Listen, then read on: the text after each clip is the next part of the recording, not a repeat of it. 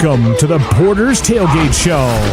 Wolverine football is just a half an hour away. Coming up, you'll hear from RHS head coach Mark Lenhart, our athlete spotlight, and your Wolverine weekend reports. The Porter's Tailgate Show is made possible by Porter's Supply Company in Riverton. Here's the voice of Riverton Sports, Jared Anderson. And a very good Friday night. Welcome back to Wolverine Field inside the Porter's Tailgate Show. We are on 105.1 Jack FM and streaming video of tonight's contest on County 10's YouTube channel. Jared Anderson, Jason Peterson, our fantastic cameraman, is back. He was in Powell last week with Lander Tigers. Scott Fuller called him up there. We had Andrew Garcia sitting in, did a great job, but we're thrilled to have Jason back on the broadcast. Thrilled to have you back as well, wherever you're tuned in from tonight. Hope you're interactive, ready to chat on our YouTube channel. We love knowing where you're from. We love getting the interaction and seeing the feedback for the Wolverines or our Green River audience. Welcome those of you watching along with us. Welcome our friends from Green River, actually on the radio. We are on KUGR in Sweetwater County. Sincere apologies. I am not the great Eric Pauly. Eric is flying to Denton, Texas. I think they go to Dallas first, then they have to Uber to Denton as the Wyoming Cowboys take on the North Texas Mean Green tomorrow. So tough turnaround. Unfortunately, Eric wasn't able to make it up here to Riverton. He's flying to Texas right now. So we are thrilled to have our friends from Sweetwater County listening along with us on KUGR. This is the 38th meeting between the Wolverines and the Green River Wolves. This series dates back to 1956. If you're keeping track, that's a game that the Wolverines were able to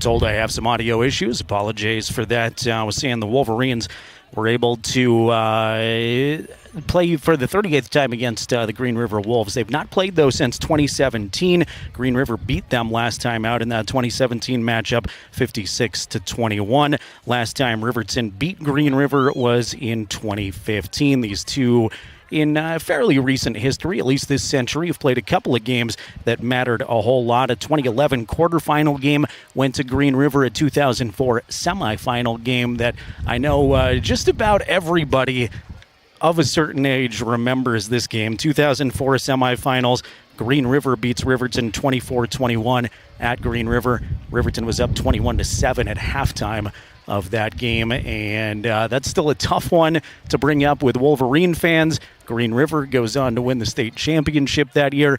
That was the Eric Pauly team there in 2004, so I know a lot of folks remember that contest. This is the Porter's Tailgate Show, still trying to work through, hopefully, some audio issues that I think we're resolving here, hopefully. Again, thanks to Porter Supply Company at the corner of Federal and Sunset in Riverton. Let's take a break as we continue to work out those issues. When we come back, we'll get into your Wolverine weekend, a look at what's going on this weekend across Riverton High School athletics. Mark Lenhart, head coach of the Wolverines, will join us in just a bit, and so will Riverton senior Tyree Harris. This is the Porter's Tailgate Show on 105.1 Jack FM and County10.com, as well as KUGR Radio.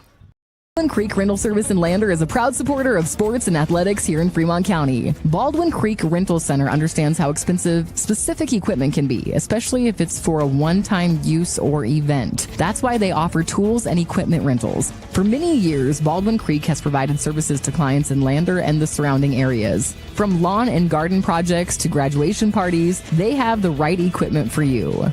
Baldwin Creek Rental Center, located at 675 Baldwin Creek Road in Lander.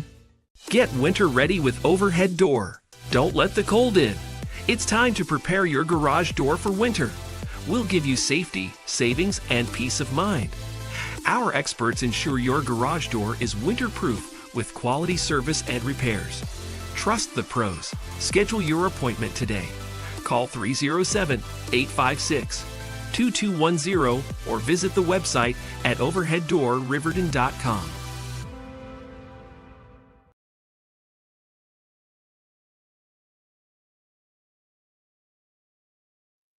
Back on the Porter's Tailgate Show as we count you down to kick off final non-conference game of the Riverton football season as Riverton and the Green River Wolves set to do battle here in just a few moments. Porter's Tailgate Show made possible by Porter Supply Company at the corner of North Federal and Sunset in Riverton, your home for stoves, spas, pellets, and so much more. As the seasons change, Porter's becomes even more essential to get those wood pellets and maybe a hot tub, maybe some accessories. So stop in and see them.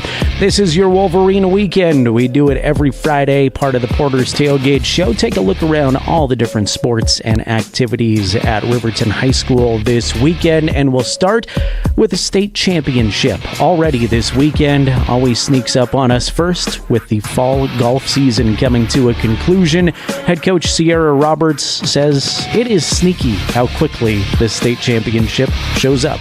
Yes, the fairness, I guess you could say, with us compared to other sports is our other 6 weeks were in the spring.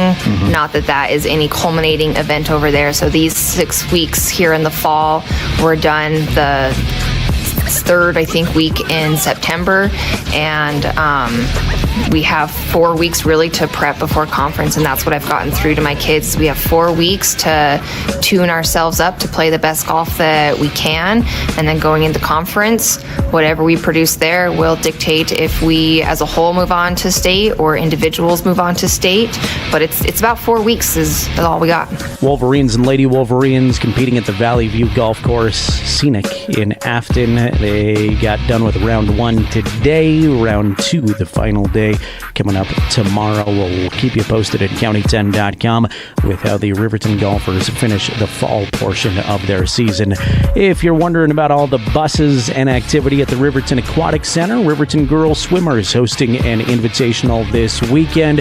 Kemmer, Cody, Powell, Worland, Evanston, all part of this event. 2 days, and it starts up again at the Riverton Aquatic Center tomorrow at 10 a.m. Christy Spriggs, in her second year with the Riverton Girls Swim Program, says if you get the chance, come cheer them on. I would definitely encourage everybody to come and visit and watch, and even if you don't know a lot about the swimming sport, just see what these freshmen are going to do, because as we come up and we're going to build our team, and it's just going to get better from here. Again, action from the Riverton Aquatic Center begins tomorrow at 10 a.m. Lady Wolverine volleyball is off to Casper. They started play there on Thursday with a matchup against Kelly Walsh.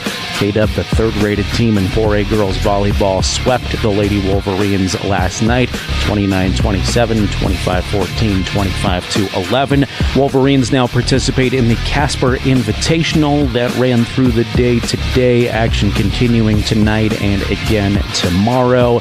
Recently caught up with Riverton senior Haven Patterson, who told me she loves these tournaments, getting a lot of different games in, especially in the front half of the season. I think I'm most excited about how we played as a team, and I don't think there was a couple times where we lost a couple points back to back, but we didn't let it get on us, and we just stayed a team, and I think that's definitely going to be something that I'm looking forward to this season. And finally, the world of cross country saw the Riverton runners compete at a Lander Invitational yesterday. Top finisher for the Wolverines was Davian Spoonhunter, who took 4th place on the boys' side. Davian coming off of a win at the Barry Bryant Kyle Johnson Memorial Race last week in Riverton. Davian said it was pretty fun to get a championship on his home course. I felt pretty good winning, especially on the senior night, winning for my mom and stuff. Riverton junior Marshall Walton took 10th at that home invitational last week. He explained that it's a grueling process year-round training for the sport of cross country. Yeah, so I put in 50 miles a week during the summer. I take that up by about 10 miles each summer. Next summer, I'll probably be doing 60 miles a week. That includes morning, run every morning and every evening. I do that about 2 or 3 times a week during the season as well. I usually just do easy runs just in June. Then in July, I start doing 2 workouts a week, trying to get a race in every 2 weeks. Next week, Riverton cross-country runners are off to an event in Worland. They'll go to a race in Jackson and Powell regionals this year in Rock Springs, and the state competition late October is in Cheyenne, a place that head coach Ton Gopp wanted to make sure they competed early in the season to make sure the kids were comfortable with the course. We've had our ups and downs. Started off our first meet in Cheyenne. We'll be ran Little America, which is going to be the state course. So we made the long haul down there to get onto that course. We're glad we did. Last year's state course kind of caught us off guard. So this year we're a little more educated on what we're getting into. It's a pretty hilly course, a lot of rolling hills through it. So we're going to be doing a little more hill work in our weekly workouts to kind of get ready for that. You can find some full conversations I had with the Riverton cross country team earlier this week on the County 10 Sports Podcast. This has been your Wolverine Weekend, part of the Porter's Tailgate Show, as we keep you up to date with all the different sports and activities around Riverton High School. Coming up, as we count you down to kickoff, Riverton and Green River football coming your way at 6 o'clock tonight. We will visit with the head coach of Wolverine football, Mark Lenhart. But first, a conversation with offensive lineman and linebacker Tyree Harris. That's when we come back on the Porter's Tailgate Show. You are watching the Wolverines on County 10's YouTube channel, listening along in Riverton on 105.1 Jack FM, in Green River on KUGR.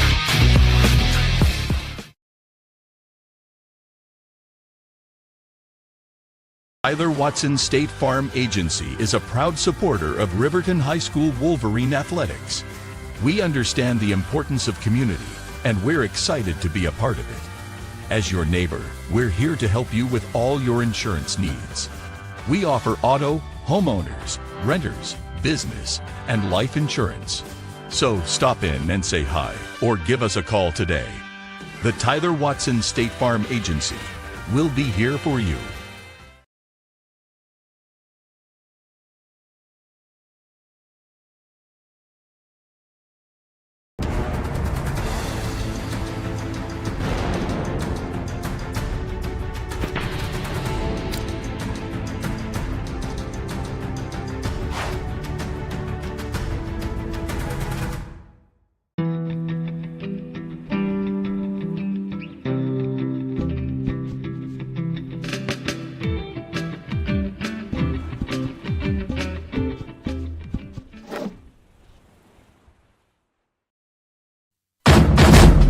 The Porter's Tailgate Show is made possible by Porter's Supply Company in Riverton. Welcome you back as we count you down to kickoff here from Wolverine Field. Beautiful evening. There's definitely some gusty winds coming in behind us here at Wolverine Field. 15 to 20 mile an hour gusts that will be going across the field most of the night, we're told. But other than that, not a ton of clouds in the sky. Sunshine all over Riverton High School right now. About 16 minutes or so away from kickoff, and I was able to head up to Wolverine football practice last night, catch up with our student athlete that we're going to spotlight here on the Porter's Tailgate Show. He's been fun to watch the last couple of seasons at the varsity level. He's currently the team points leader defensively from a linebacker spot, and he's in the trenches offensively, mainly playing right tackle along that Wolverine offensive line. Here is my conversation with Riverton Wolverine senior Tyree Harris. All right, back on the Porter's Tailgate Show. Tyree Harris is our guest. Tyree, first of all, congrats on a great start to the season. How you feeling after just a few weeks in here? I'm feeling pretty good. Yeah, little bumps and bruises, but that comes with the game. Yeah, Coach mentioned there's some sickness going around. Everybody's beat up a little bit right now. You're in the trenches and they're being physical every single game. How do you rebound after a tough game? How do you find a way to heal yourself before the next Friday? Well, there's a lot of stuff that goes into that. After the games, I usually do a hot-cold shower, just rotate it, and then I would ice whatever spot's hurting. And Saturdays is just rest day. Paige has PT on Saturdays, so I come in, ice bath, get scraped. What else do I do? Wednesdays are ice bath days too. After Monday and Tuesdays, the hard practices where we're hitting. And then Wednesday I come through, see what's hurting, and I go ice baths, PT, and Thursday is just to refine the brain and go back to it. Yeah. Which side of the ball do you prefer being on? Oh, man, that's a tough one. You can say both. I love playing O-line. Nice. I love my linebacker spot too, so I might have to say both. Okay, very good. For folks that might not follow football super closely, what's kind of your role on the offensive line? What are you looking for? What's the area of emphasis this year, part of the O-line? Right now I'm playing right tackle and sometimes left tackle. We just kind of rotate, but it depends on the play. When I'm pulling, I'm going out and watching for the outside, seeing if anything's coming off the edge. When we're inside run, I'm either head up to outside or I'm caving someone down. And sometimes you got to watch for the blitz. You got to make sure you get that gap. You an NFL college football fan at all? Sometimes. Who's your team? I don't know right now. They're all wild cards this year. All right, my next question was going to be, is there a guy that you watch on Saturdays or Sundays that you try to imitate that you like or aspire to be like? I don't really watch anyone specific. I just kind of go through it and see if I can pick something up from it. Fair. You're being yourself, Tyree Harris. You're out there making a name for yourself for sure. All right, another big home game. I know we're still in the non-conference portion of the season, but every one of these games are big. How much would it mean to you to have another big atmosphere, a lot of people in the stands Friday night? That would mean the world to me. It meant the world last Friday. It means a lot to me for everyone to show up and come to support the team. You had a good year last year, did a lot of fun, positive things. How much confidence did you have going into this year, and did you know you were kind of going to be one of the team leaders? Well, I kind of had an idea I was going to be a team leader. I was somewhat nervous when we were at camp, but stuff wasn't clicking. But after fall camp, I felt pretty confident with the team I had, with the group I had. You play any other sports? I wrestle. Awesome. What class and what are your goals for wrestling here in a few months?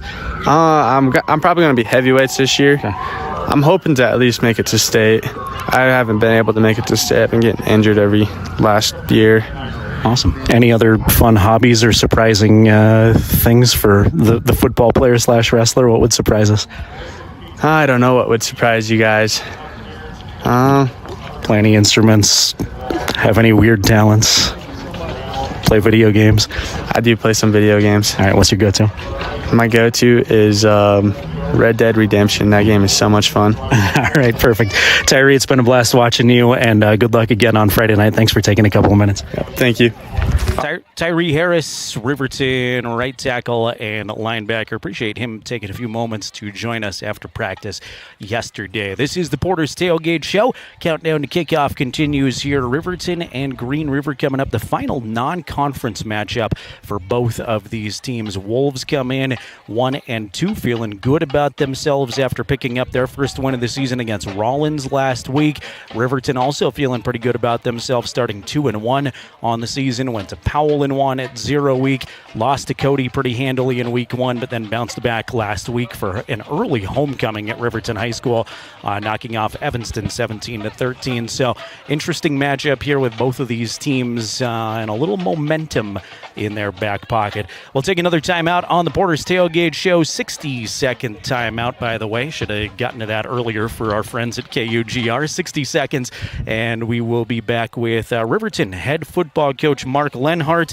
This is the Porter's Tailgate Show on 105.1 Jack FM. KUGR streaming video coverage of tonight's ball game on the County 10 YouTube channel.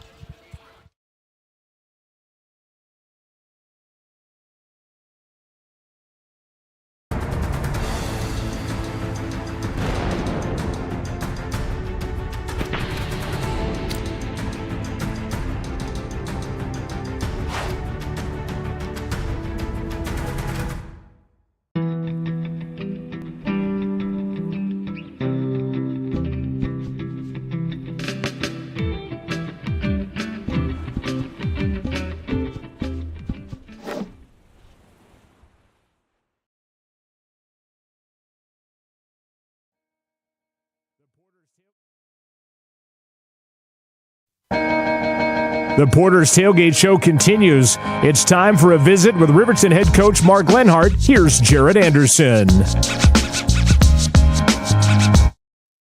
Back on the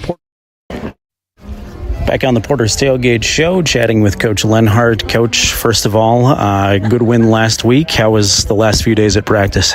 It's been pretty good. You know, we fought a little bit of the sickness bug this week that's kind of going around the county. It seems like every coach I talk to's got kids getting sick right now, and that's not uncommon for this time of year, getting back together and the temperature changing a little bit. And so, but with the time that we had together, I thought the guys did a pretty good job, and hopefully we can find a way to execute and not have penalties and hold on to the football. I hate to harp on a negative because it's been mainly positives, but big plays seems to be a common theme, especially early on in games. How do we take away big plays from your opponent? Well, I think we've got to come out and be ready to play at varsity speed right away. We can't sit and wait and be reactive. I think that's a big point of emphasis for us defensively this week is to get off to a fast start, and then we need to finish in the red zone. Twice in the last two games, we've been come away with opportunities inside the 20 with 1 for 2 with 3 points, and we need to be converting those into touchdowns. And if we do in the Cody game, it's probably very competitive for a lot of it, and if we do it in the Evanston game, we build a 2-score lead, and who knows what happens. But we got to be better in that regard. What do you know about this Green River team coming off of a win, feeling a little bit better about themselves, it looks like? What do we know about the Wolves? Well, I can tell you this much, that they've taken the ball away at a very high clip. I know Lander put the ball, I don't know if they got all the turnovers from the game, but I think they ended up taking the ball away from them 5 or 6 times. And then last week against Rollins, they had 6 turnovers that they forced. So anytime you're taking the ball away at that clip, their staff's obviously doing a very good job of coaching that. And so ball security is going to be a premium with our players because we know that's what they're trying to do to give themselves extra possessions. I know there's a familiar face on the other side of the football field in this one too. How's it feel, knowing you've had such an impact on so many people in Wyoming, but to go against somebody that you know and have worked with? Oh, it's going to be weird. You know, this is like the first time I've done this, honestly, that I'm coaching against another guy on my staff who's now a head coach. But I'm very proud of Blaine, and he's doing a great job with this program. And I see lots of our stuff on film, and then I see sprinkles of stuff he did with Coach Maggi back in the day. And I think that, you know, they're just like us. They're just trying to build, and I think Blaine does a great job. His staff does a great job, and it's mixed emotions. Like, I'm excited for him, but not really excited to play against my friends, you know, because you want to win and you want to compete. But we talked today, and he's a great kid, man. I think the world of him. Finally, I know you mentioned sickness going around, but health and injuries and morale, how's everybody feeling otherwise? Good. Gage Trieber will be back in a limited role this week. You know, he wasn't able to even get back here till Wednesday. But everybody else is healthy and ready to roll, and hopefully we can find a way to stay that way because conference season is starting, and those are the games that really matter. But hopefully we can cap off a successful non-conference slate tonight. All right, Coach, appreciate it as always. Best of luck. All right, thanks, Jared. Thanks. That is Riverton head football coach Mark Lenhart joining us here on the Porter's Tailgate Show. Of course, Sweetwater County folks listening along remember Mark Lenhart pretty well, I'm sure, with his stint at Rock Springs High School. Was at Torrington for 9 seasons before that, and has become very well known around Wyoming high school football, certainly in the 3A ranks, but really well known throughout this state. And of course, the guy he was referring to at the helm of Green River High School is Blaine Christensen. Blaine, in his second year with the program, was one of Lenhart's assistants at Rock Springs High School, considered Mark one of his mentors. Had the opportunity to chat with Mark a couple of times this week. I also mentioned Torrington is on the schedule. He gets to go back to the place he coached for a long time at Torrington. He said, honestly, he's not really looking forward to coaching against those guys. Said he still knows the entire coaching staff, had a lot of them at his wedding, and they mean a lot to him, and he's just not super excited to go against guys that he knows and really respects, and that's the case with Blaine Christensen. Spoke very highly of him. He mentioned him on our post-game show with Evanston last week when I said, look ahead to Green River, what are they doing? And he said, it's going to be difficult because Blaine knows everything that I like to do, and he's a guy that I respect and like a lot, and is taking the Green River team in a good direction. Of course, Green River feeling good about themselves, as we mentioned, coming off of a win against Rollins last weekend. Glad to have you along. We're 4 or 5 minutes away from kickoff here for our KUGR crew. We're going to take a 2-minute timeout this time. 2 minutes, and when we come back, we'll have the starting lineups, the opening kickoff for you. This has been the Porter's Tailgate Show, made possible by Porter's Supply Company in Riverton on the corner of North Federal and Sunset. Just a few minutes away from kickoff from Riverton High School on KUGR 105.1 Jack FM, streaming video on the County 10 YouTube channel. Welcome to Fremont Chevrolet GMC Riverton, where we exceed your expectations and deliver the best service possible. Located on Federal in Riverton, we're here to make local car shopping fun again. Explore our wide selection of new and used Chevrolet and GMC vehicles. As truck and trailering experts, we offer a variety of options tailored to your needs. Experience exceptional customer service and competitive prices. Visit our website at FremontChevyGMCRiverton.com to find your next vehicle today. Myers Gambles is your one-stop shop for furniture, mattresses, and appliances in Lander, Wyoming. We have an unbeatable selection of furniture for your living room, bedroom, and dining room. Plus, we have the latest trends in home furnishings. Our mattresses are comfortable and affordable, and our appliances are built to last. Whether you're looking for a new TV, sofa, or refrigerator, we have the perfect finish, style, and function for your home. Visit us at 420 Main Street in Lander, or check out our website, landergambles.com. Today, Porter's Mountain View Supply, your local experts in fire and water. We got everything you need for new installs to accessories, and don't forget our great selection of stoves, grills, and spas. We've been serving Wyoming for over 40 years, so you know you can trust us for quality products and expert service. Visit portersmbs.com or stop by our Riverton or Casper locations today. Porter's Mountain View Supply, located on 750 East Sunset Drive in Riverton.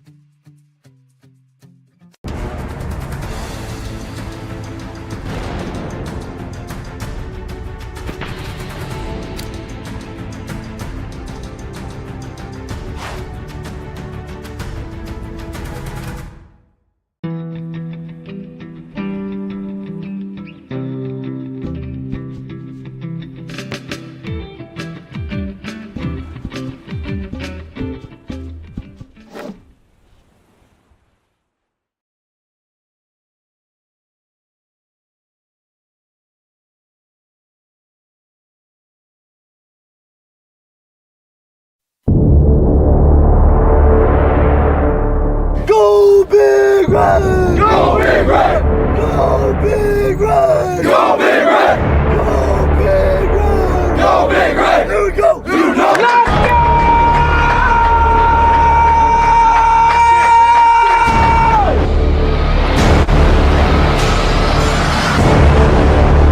go! Wolverine football is on the air.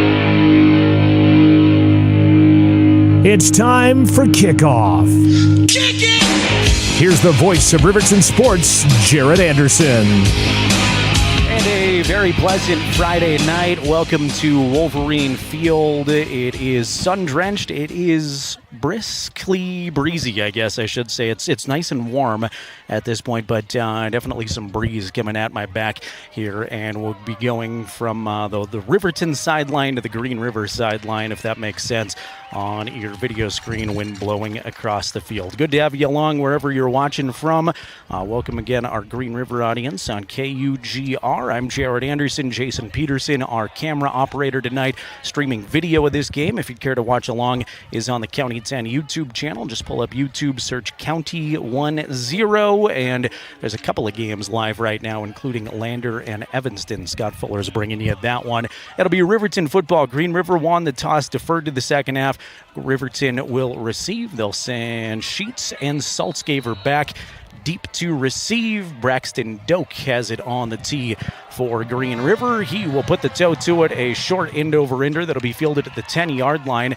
It is Sheets bringing it out across the 25, and then is gang tackled right at the 25-yard line and driven backward. They'll give him forward progress, and Riverton will start at their own 25-yard line. Riverton offensive starters. Caden Liebricht is back in the lineup. Second game he's played this season. Ryan Cox, Daniel Clausen Aiden Sanchez, Tyree Harris, your offensive line.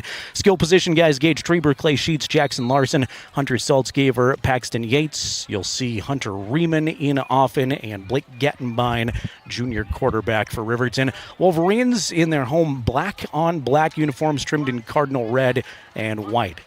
Gettenbein will start under center, one in the backfield. That's Saltzgaver. He'll hand it to Hunter, who off left tackle will pick up 3, maybe 4 on first down. Call it second down and a long 6. Dom Hamill in there on the tackle, along with a couple other Green River Wolves.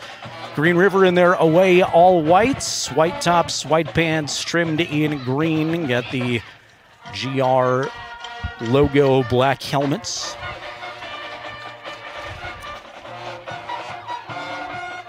Crowd continues to file in here at Riverton High School. A little bit late arriving, was packed by the 7 o'clock kickoff last week. As here's a handoff to Saltzgaver, second time in a row. Hunter's got a big crease, and he's got a first down. Going to pick up 8 on 2nd and 6, and that'll move the chains for the first time, as the official going to stop play for an injured Green River Wolf. You hate to see that at any point. Stings maybe a little bit more second play from scrimmage of the ball game to see kids shaken up already, but Green River training staff will trot across and address the situation with that young man. Thanks again to Porter Supply Company in Riverton, making our pregame show possible. They're your one-stop shop for grill, spas, pellets, stoves, so much more. Porter is a proud supporter of Fremont County Athletics. Also, we want to say thank you to Myers Gambles on Main Street in Lander. They're excited to cheer on our student athletes all over Fremont County. Gambles has winning deals. Remember, delivery is free 30 miles within the store's radius. That includes Riverton, that includes Fort Washakie, that includes a lot of different folks. So turn around, shop in town at Myers Gambles. Cannot see who the injured person is quite yet for Green River. Now he's on his feet. That's Declan Henderson, a junior, and Declan heavily favoring his right leg, as 2 of the Green River trainers will help him off the field. That is, like I said, you don't want to see anybody injured. That's a big loss for Green River. Declan is tied right now for 2nd in overall defensive points at Green River. So not the start, not the injury that I'm sure Wolves fans were hoping for at all. Back to action after Henderson gets helped off the playing surface. Wolverines will send 2 to the left side. Now Saltzgaver comes in motion. They're going to pitch it backward. That's Saltzgaver, who's got some room, stringing it out to the left side. Gain of 5 on first down. Hunter Saltzgaver picks up the decent first down yardage, and the ball moves to Riverton's own 44-yard line. We've played just over a minute here. Fremont Chevrolet making our scoreboard updates possible. You see their logo on the bottom of your screen on County 10's YouTube channel. Our thanks to Fremont Chevrolet. Scoreless first quarter, first drive of the ball game. Blake's going to play action. Actually, he's going to keep it, fake the handoff, going to keep it to the right side. Blake's got a first down right to midfield. Fake the handoff to Saltzgaver, who's already given it to 3 times. A couple of those Green River linebackers bit on it just enough to give Gettenbein some room on the right side. Picks up 6 yards, and the ball, the nose of the football, right at the 50-yard line.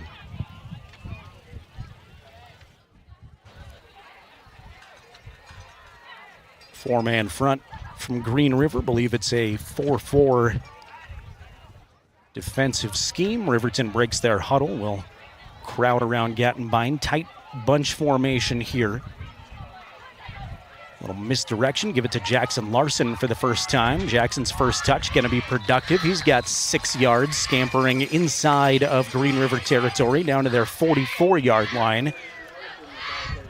Riverton keeping it on the ground here early and doing some damage, picking up chunks of 5-6 yards at a time. Moving the football fairly healthy so far. One of the things Coach Lenhart stressed to his kids in practice last night was Green River loves to try to force takeaways in their big win against Rollins last week. They had a couple of key takeaways. Give it to Saltzgaver. He breaks a tackle off the left side and is tripped up inside of the 40-yard line. There's another gain of about 6, and Hunter's got a first down.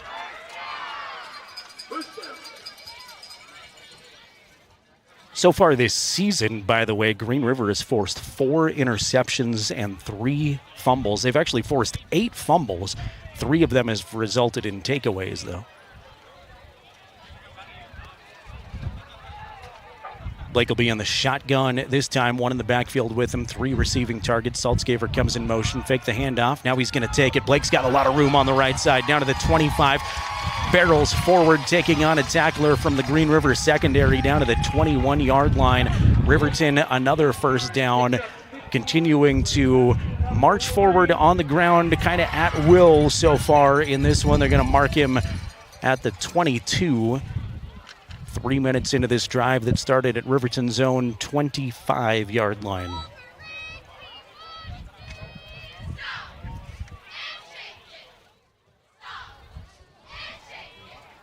RHS Spirit Squad, you can hear them, marching band in attendance again. They had a fantastic halftime show last time. Hopefully we can bring you a little bit of that at the half again. 2 receivers to the left side. Give it to Saltzgaver. Saltzgaver's tripped up right away. Best defensive play thus far for Green River. And in there first was Connor Brady, a 6-foot junior. Only gave Saltzgaver a yard.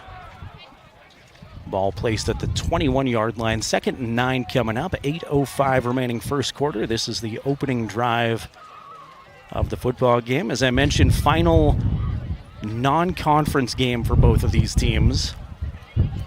And safe to say, every game in football is big. You want to win it.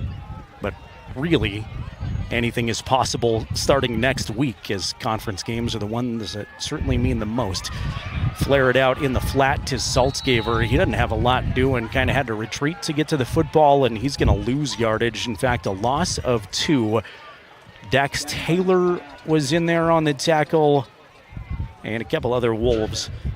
I always feel bad trying to give defensive credit. If you're a Riverton fan, I say it every game, but I feel bad because I know I miss a few guys in on the tackles. So you Green River fans,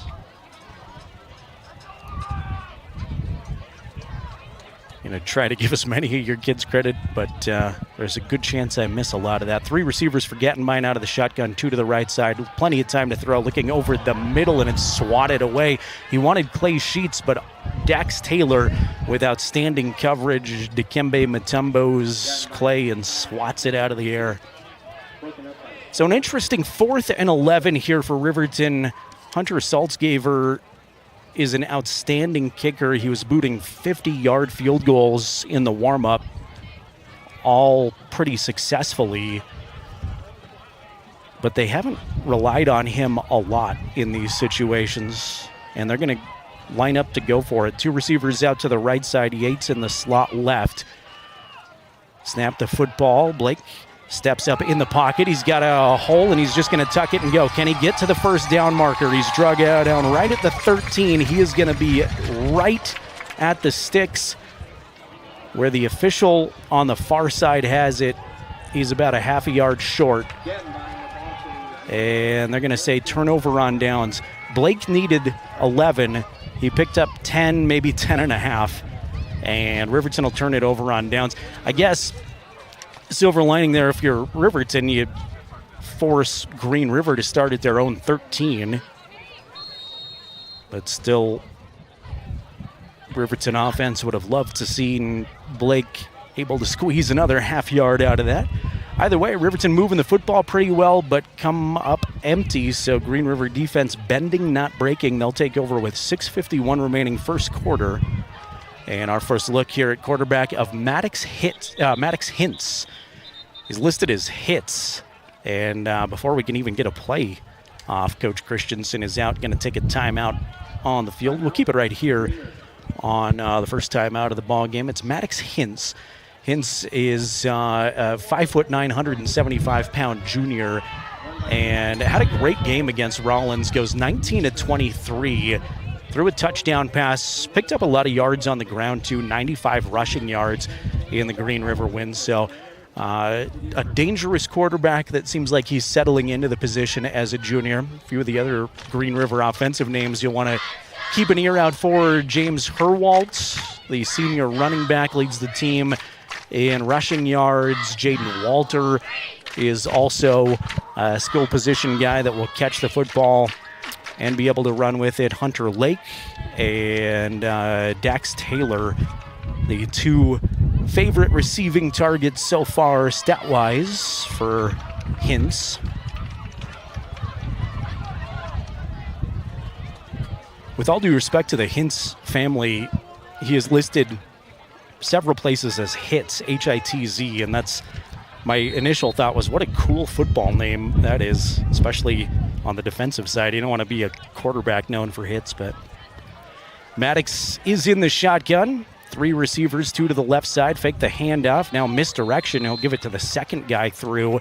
Not much doing on the carry that time. That was Walter.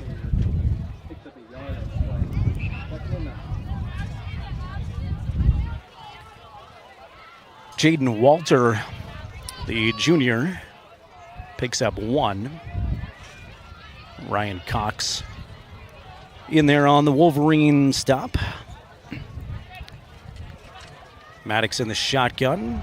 Handles a high snap nicely, pulls it down. Now he's just going to run. He's got a lot of room across the 30 out to the 40-yard line. That's a good pickup. Nearly 25 yards, give him 24 for Maddox and Clay Sheets with the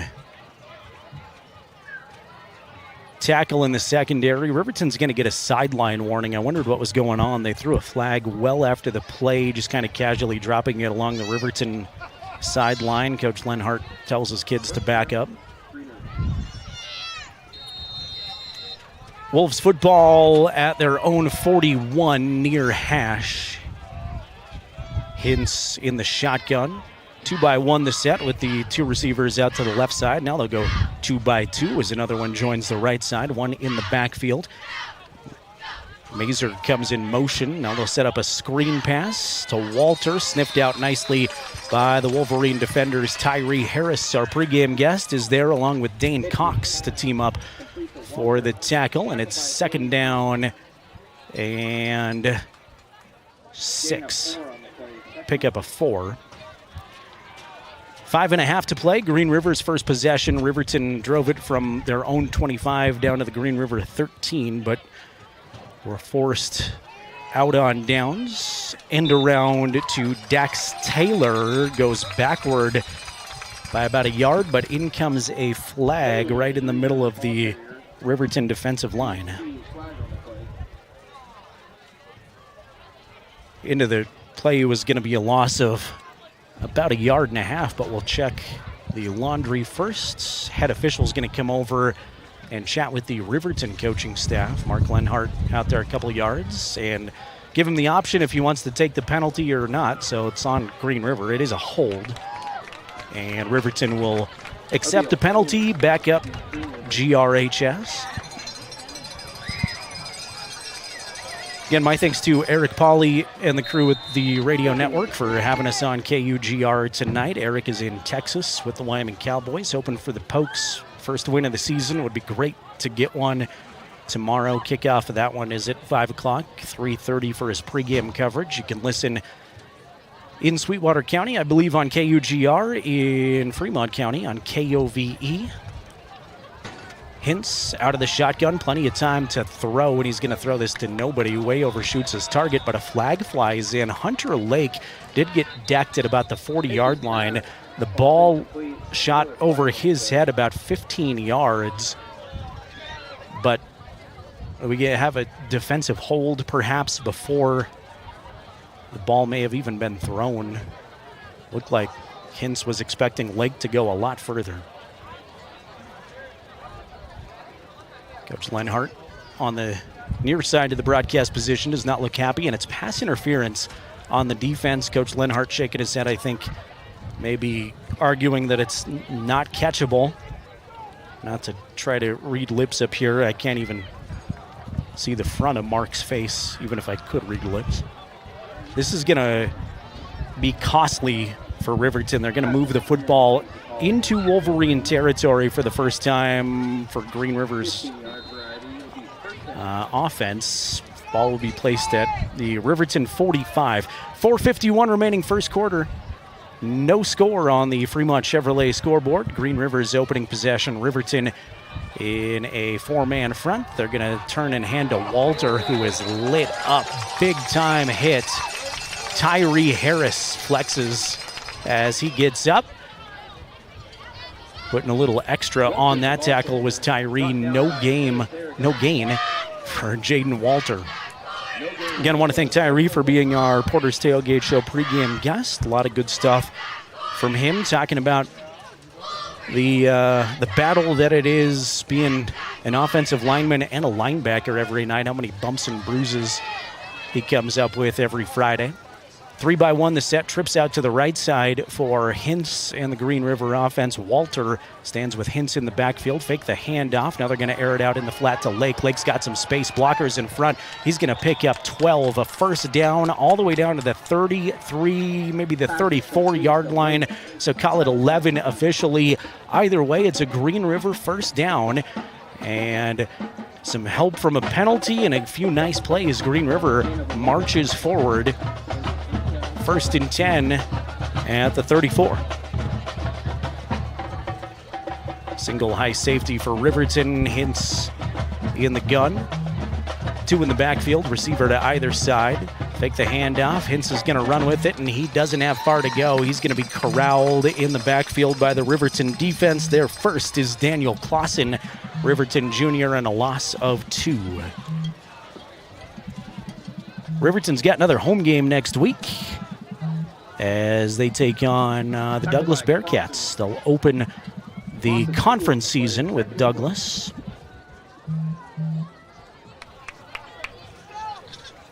Second down and 12 as Green River breaks the huddle, and we'll look over at Blaine Christensen, their coaching staff. Blaine in his second year with the program, 1-8 officially last year, already a win this year, and they're hoping for more. Timeout from the aforementioned Coach Christensen. 2:51 remaining first quarter. That gives us a chance to thank a couple of the folks that make Wolverine football on Jack FM and County 10's YouTube channel possible, like the Wyoming Department of Transportation. YDOT reminds you that seatbelts save lives. It's a simple message. Buckle up so you can stay in the game every trip, every time. And thanks to Perfect Power Electric and Lander supporting our athletes on and off the field. Give Perfect Power a call for all your electric needs. 332-7184, 332-7184. Perfect Power making our live stream possible on County 10's YouTube channel. Welcome those of you on YouTube. Hope you will start chiming in the YouTube chat. Let us know where you're watching from. Would love to interact with you there. Cheer on your Wolverines or your Wolves. You can watch the game again, searching for County 10 on YouTube. There's a couple of live games there, and you can watch high-definition video. Jason Peterson bringing you the camera sights and sounds again. Back. First home game of the year for Jason. Trips to the right side for the Wolves. One isolated out to the left is Lake. Official blows his whistle. We're back to action after the second Green River timeout. They wanted Lake on a slant. Ball is in front of him. Hunter dove for the football, but it was just out of his outstretched arms, so it'll set up a 3rd and 12 for Green River. Again, 2:47 remaining first quarter action, no score. Riverton fans making some noise. Hoping their team can come up with a 3rd down stop. Same formation as last time so far. Trips to the right side. Lake on an island out to the left. Walter is in the backfield with Hintz. High snap fielded nicely by Hintz. He's under some pressure now, being flushed to his right side. It's almost picked off on a deflection. Was it picked off? I think it might have been. At least a couple of Wolverines said it was incomplete. It took a weird deflection. I wish I could look at that again. It took a weird deflection, and I thought a Wolverine player might have been on it, but they will say it hit the ground. Caden Liebrecht giving pressure for the Wolverines there. Not a lot of arguing after, I think it was Daniel Clausen got up and said Riverton football, so they will say it bounced off the turf. Just wishful thinking from this Riverton broadcaster. 4th and 12, Green River's going to go 3-by-1 again this set. Hintz wants to load up, home run ball, one-on-one, and overshoots his guy. He wanted Chaz Helmendaler down the right side of the field, single coverage, but ball sailed on him 4 or 5 yards out of bounds. Chaz had no shot to bring that one down, and Riverton will turn it over on downs. So both teams move the football fairly effectively, pick up a few first downs, but both defenses bending, not breaking, and Riverton takes back over at their own 36 to start this drive.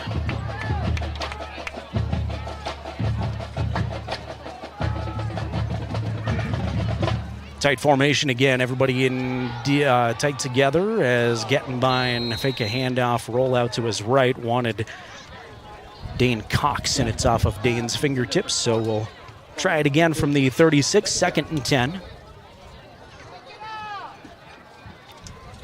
Good crowd filing in here at Wolverine Field. It's always tough to tell on your screen with the majority of the folks right in front of us, but not a lot of seats here on the home side. Certainly some seats over there on the visiting side, but a lot of Green River folks have made the trip up from Sweetwater County too. Went to the Froshmore game. Riverton won that one 28-0, by the way, and at that Froshmore game that preceded this one, there were a ton of Green River fans cheering on their Wolves. Screen pass for Dane Cox, not going to go very far forward. Good wrap-up tackle, Jace Stewart, Green River defender, and it's all the way across the field, so trying to get my depth perception on. I don't think they're going to give him any gain on the play. Dane did move forward a couple yards, but caught the football behind the line of scrimmage, so our 3rd try from the 36, and it's still 10 yards to go for Riverton. Clock at 1:20 remaining first quarter. No score, Fremont Chevrolet scoreboard. Blake's got 3 receivers out to the right side, 2 to the left, empty backfield. Gettenbein designed run play right up the middle across the 40, makes a man miss. He's inside of, well, he's across the 45, and he is very close to the first down marker. They're going to eyeball it and say first down. Riverton fans have heard me rant about this a lot, but there are no measurements anymore.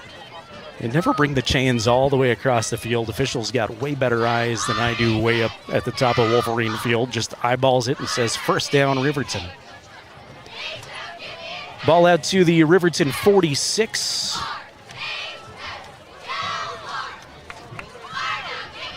Dane Cox comes in motion left to right. Now will set up in the backfield. Fake the handoff. Gettenbein well protected. Wants to throw. Looking for Clay Sheets. Just a tad high for Clay off of his fingertips. And incomplete.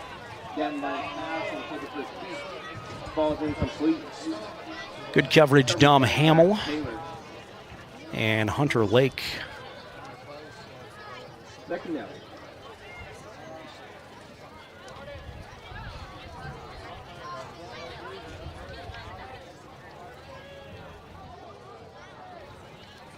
Second and 10 from the Wolverine 46. 2 in the backfield with Gettenbein, 2 receivers out to the left side. Blake's just going to take it, try to use those blockers in front. He's got 2 and not much more. A couple of Wolves there. Ethan Morrell. And I think it's Jace Stewart in the mix. Yeah, Jace came out of the pile, so Good effort by a lot of Green River players. Clock at 10 seconds. Riverton does not have to snap it again in the first quarter if they don't want to. And now they're going to trot off the field and talk over a third down. When we come back, we'll have that for you in 60 seconds. After the first quarter of play, it's scoreless from Wolverine Field. Back with the second quarter. Streaming video on County 10's YouTube channel and radio coverage in Riverton on 105.1 Jack FM, in Green River on KUGR.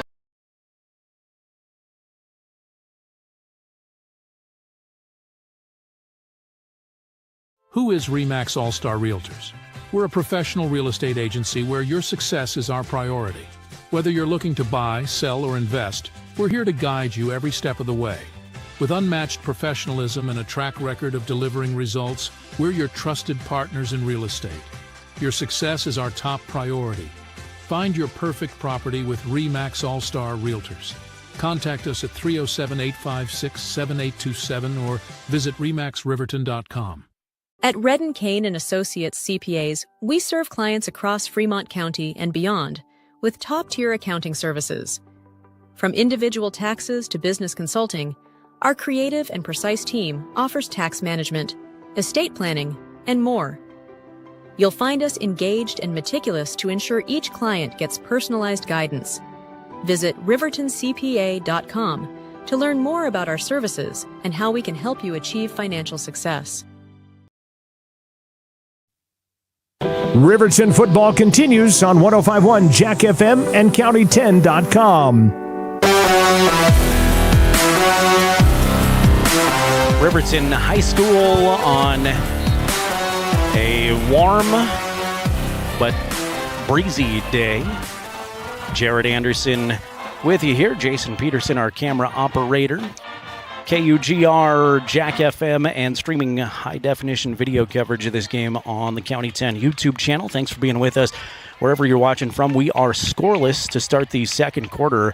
Riverton's second drive of the ball game. Both teams had time-consuming drives in the first quarter, no points. Both teams turned it over on downs. Gettenbein in the shotgun, has a whole cast of receivers now under some pressure, and he's going to throw it. Picked off, taken away. It's Walter. Walter's got a lot of space in front of him, has Gettenbein to beat, and it's the Riverton quarterback that hauls him down at the 15-yard line. Wanted a short pass to Cox, and Walter was all over the football, picked it off at about the 45-yard line and returns it all the way to the 15. Jaden Walter, Green River Jr., with a big play, sets up Green River in good shape here on the first play of the second quarter.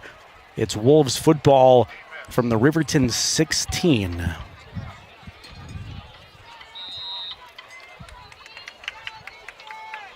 Hinn starts in the shotgun. 3-by-1 trips out to the right side. He will fake the handoff, wants to run on the left side, and Tyree Harris gobbles him up, sends him backward. Caden Liebrecht in there on the stop, too. Loss of 1 on the play. Ball's put down at about the 17. So second and 11.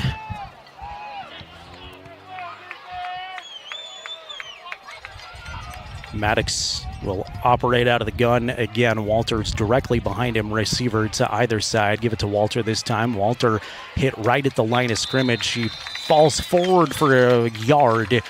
Back to the original line of scrimmage. Pickup of 1 that time for Jaden, but not much more doing. Good job by the Riverton front 4. Say hello to Nathan Mills, former Wolverine, checking in on our YouTube chat. I knew somebody was out there watching along with us. Feel free to use that chat box, interact with us, let us know where you're tuned in this evening from. Always love that interaction. Big third down coming up here, 2-by-2 the set. Riverton almost jumps, showing some pressure on the left side. Now Hintz stands up. Did we get a flag? Officials are going to stop play. I don't see a flag on the field. They're going to get together, stop the clock. Lake is pointing backward, and now they're going to say reset the play clock. Now the official sends it in motion. PA says no flag, and we'll try 3rd and 10. From the Riverton 17, Hintz fades to throw, single coverage in the corner, overshoots his target, incomplete. Wanted Dax Taylor there, stride for stride with him was Hunter Saltzgaver, and it falls incomplete. So 4th and 10, and it appears the Green River field goal unit is out there for the first time. Braxton Doak, junior kicker. We'll see it spotted right at about the 25-yard line. Hash mark just left. An attempt of 35 for Doak. It is blocked. Blocked by the Wolverines. Mad scramble for the football. See if I can pick up the number. It's always so tough for me to try to figure out these blocks. I think that's Ryan Cox in there again. Ryan's getting a lot of high fives. He appears to be the guy based on the celebration, so we'll mark that down. Ryan Cox with the field goal block.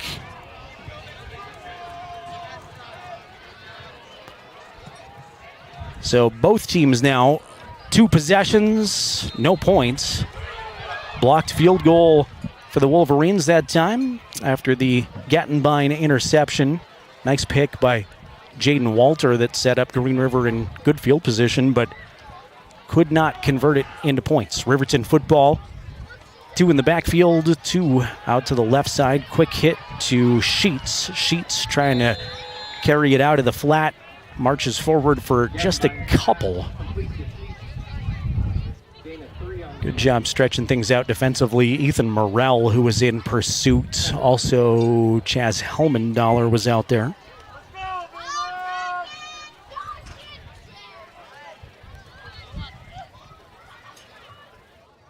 Give him 3 on the scoreboard. 2nd down and 7. 9:20 remaining second quarter. Still no score on the Fremont Chevrolet scoreboard. This bunch formation again for Riverton. Interesting setup here with 2 right behind Gattenbein. Give it to one of those guys in the backfield who is corralled and tackled hard to the ground. That was Jackson Larson. He loses 3. Ethan Morrell was there again. And Easton Morris. Maybe not Easton. Jay Stewart, I think, was the guy I thought was Ethan. 3rd down and 9 for Riverton at their own 24. Gattenbein under center this time. Send Gage Treber in motion. Now they're going to pitch it to Treber. Gage wants to throw. Gage loads up, hucks the ball up. Larson's going to catch it right at midfield. That was a 50-50 ball in the air. Jackson Larson made a great adjustment on it. Came back and got it at the 46-yard line. That's a pickup of 30 as I pause to do simple math in my not educated head. And it's a Riverton first down. Great adjustment, Jackson Larson. 8 minutes to play, second quarter. Give it to Saltzgaver. Saltzgaver makes the first guy miss. Flag flies in. Tyree Harris has his hands up in the air like he's guilty of something. Saltzgaver picked up 5 on the ground, but judging by Tyree's reaction, I think this is going to be a hold. Get you a score from Lander Evanston here in a moment. It is a hold on Riverton. That's going to back Riverton way up. And they're going to take this back to their own 44-yard line. So 1st and very long. 1st and 20. Lander right now on top of Evanston, 7-0, halfway through the second quarter. Had an 82-yard touchdown run. Blake under center. Give it to the second man through. That's Saltzgaver. Saltzgaver's got a big hole up the middle. 35-30 inside the 20 and drugged down. Touchdown saving tackle. Chaz Helmendaler, but a big surge on the ground.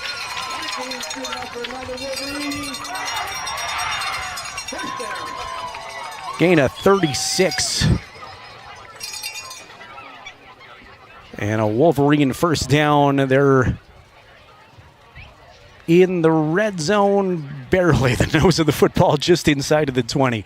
7:18, second quarter clock moving. Nobody has scored yet. Two in the backfield for Riverton. It's Riemann and Saltzgaver, the Hunter duo in the backfield. Give it to Saltzgaver. Hunter is going to follow Riemann and picks up 5 yards off of the left side of the Riverton offensive line. Second down and 5. Forthcoming for Riverton. Wyoming Department of Transportation Buckle Up halftime show in a few moments. We will catch you up with a lot of scores from around the state, around Fremont County, and some other 3A games of interest. Also, we'll be joined by a couple of members of the Riverton cross country team, Davian Spoonhunter, Marshall Walton. We'll get some words from them here. They just participated in the Lander Cross Country Invitational on Thursday. Gattenbein wants to keep it. Gattenbein takes on contact, plows forward into the second level. He picks up 5 and is near a first down. Official on the far side, right near the sticks, eyeballs it, says move those chains. Actually set him down. It's first and goal right at the 10-yard line. Those 5 yards are enough for another Wolverine. First down.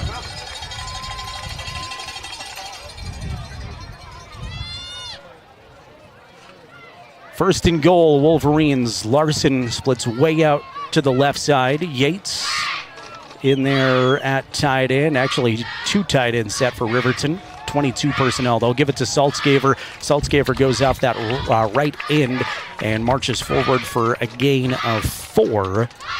So second and goal from the Riverton 6. Coach Lenhart was adamant in practice last night that these red zone trips have to result in touchdowns. Says he loves Hunter Saltzgaver's kicking ability, but he doesn't want to use him unless it's an extra point. They had a couple of trips to the red zone against Evanston. They couldn't capitalize. Trips to the right side now. Saltzgaver comes in motion. Blake fakes it to him. Blake escapes a tackle in the backfield as he tries to run with it. Good pursuits, good penetration into the defensive, offensive backfield. Jacob Lloyd, a Green River senior, was right in Gattenbein's pocket as Riverton really unable to do anything on that play. Goes backward a yard. So it's a third and goal from the 7. Coach Christensen 6 yards out on the field, giving his defense the play call. Thought he wanted a timeout, but it's just whatever the strategy is. Gattenbein under center, wants to throw, looking to the end zone. Got a man, it's Jackson Larson. Touchdown, Wolverines. Blake Gattenbein to Jackson Larson from 7 yards out. Cannon fires, and it took a while, but the Wolverines are on the board at the 4:29 mark of the second quarter.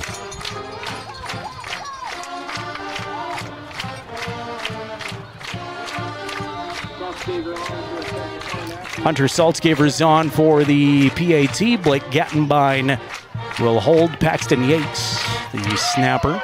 Snap back, hold down, kick will split the uprights. It is good. So 4:29 remaining, second quarter. Riverton out in front now on the Fremont Chevrolet scoreboard, 7-0. Let's take a 60-second timeout. We're back with more second quarter action after this on County 10's YouTube channel, 105.1 Jack FM and KUGR. We are Maven. We focus on the fundamentals, clean, simple designs with the very best modern materials and technologies. We refuse to compromise our mountain town roots to follow the well-worn path to $1. We choose instead to make game-changing gear and use it in the places and pursuits that inspire us every day. We are Maven, a company focused on the design and creation of innovative products for and by the modern outdoorsman. Porter's Mountain View Supply, your local experts in fire and water. We got everything you need for new installs to accessories, and don't forget our great selection of stoves, grills, and spas. We've been serving Wyoming for over 40 years, so you know you can trust us for quality products and expert service. Visit portersmbs.com or stop by our Riverton or Casper locations today. Porter's Mountain View Supply, located on 750 East Sunset Drive in Riverton. Find more Fremont County sports coverage on the County 10 Sports Podcast. Riverton scores for the first time tonight, 7-yard touchdown pass. Blake Gattenbein to Jackson Larson on 3rd and goal. 4:29 remaining second quarter. It's Riverton 7, Green River 0 on the Fremont Chevrolet scoreboard. Hunter Saltzgaver kicks it away, and he kicks it completely out of the end zone. I'm going to say it every broadcast this season for you Riverton fans. Hunter has a big leg and can kick it very far. That honestly probably not even the beginning of where Hunter can kick it. I bet he could kick it to the if he could kick a field goal at the opposite side, I'm sure he could. I bet it would be difficult. I bet he could kick it as far as those long jump pits back there if he wanted to. 2-by-2 the Green River set as they begin from their 20-yard line. Handoff to Walter. Walter's got some space on the right side. Spinning off of tackles. Goes forward for a gain of 8. Was corralled after a gain of about 2. Kept his legs churning. That's actually Hintz who kept it, faked me out, faked the handoff there, and Maddox kept it, showing a lot of athleticism. Hit the spin move on the video game control a couple of times there, and picks up an impressive 8 yards. Good individual effort by Maddox. He's in the shotgun this time. Fake the handoff. No, we'll give it this time. Now I'm confused at everything he's going to do. Give it to Walter, and Jaden has first down yardage, I believe. Pickup of 2. They're going to say he's about an inch short. Now the head official says no, first down. He's going to say that. Looked like he clearly picked it up. The chains will move. 1st and 10 Wolves from their 30-yard line. Riverton again, 4-man defensive front. Empty backfield for Hintz. 3 to the left, 1 to the right. Riverton adjusts defensively as Hintz looks over. And Blaine Christensen, second-year head coach. Now they're ready to go. Riverton looks a little disorganized defensively. Now everybody comes set. Hintz going to take it himself. He'll get past Harris, spinning off of tackles again. Slips another one. Hintz is hard to bring down right now. And finally will by a second-level guy. That's Yates, who got him after a pickup of 8. So the second time, Maddox Hintz, on a designed quarterback keeper, picks up 8 yards. And both times he made at least 2 Wolverines just blatantly miss their wrap-ups. Give a big shout out and hello to our friend Nelson, listening and watching in Houston, Texas. Aired out to the flat to Lake, and Lake is leveled by Clay Sheets. That's 2-on-2 crime there. Number 2 on both sides is Sheets to Lake. Lake was, no pun intended, kind of hung out to dry out there in no man's land, and a outstanding tackle by Clay Sheets. So after some bad attempted tackles by the Wolverine defenders, Clay appeared to try to make up for it right there. 3rd down and 4 to go for Green River. Clock at 2 minutes exactly now. Second quarter time remaining. Green River does have 1 timeout remaining, and they might use it right here. They do.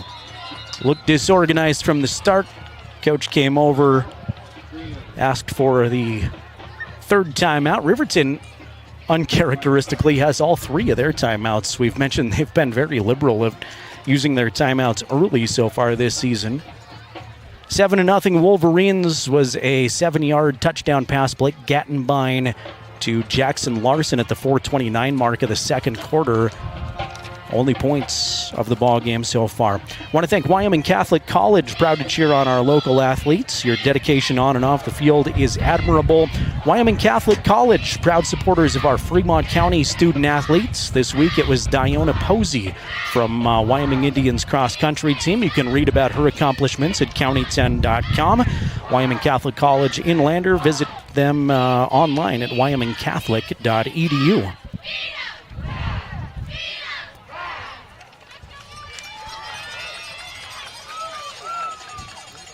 Coming up at halftime, a couple of Riverton cross-country runners will join us. Davian Spoonhunter and Marshall Walton. First, still have a minute 52 of game time left, and a 3rd and 4 for Green River out of the timeout. Give the handoff on an end around to Taylor. Taylor is not going to get a lot of yards. He tried to stretch it out and may have been driven backward. Dax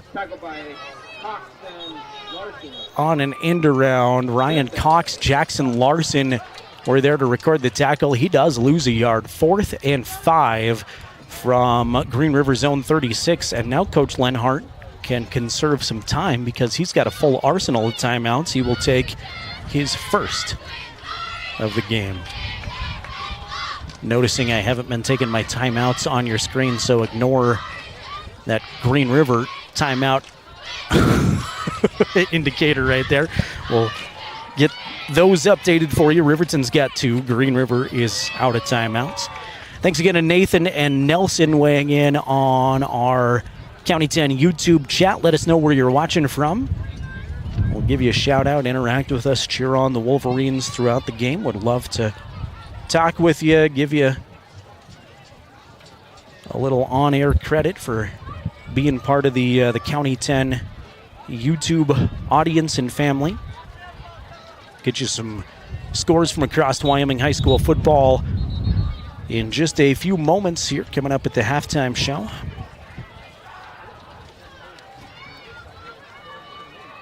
Green River going to punt it away. Football's at their own 35. Jackson Larson standing at his own 25. And Braxton Doak is back deep to kick it away for Green River. Moves to his right to field the snap. Gets an excellent spiraling punt away. Larson's going to fair catch it right at his own 26. So time does not elapse, but Riverton's got quite a ways to go in a short time. Riverton again on top, 7-0.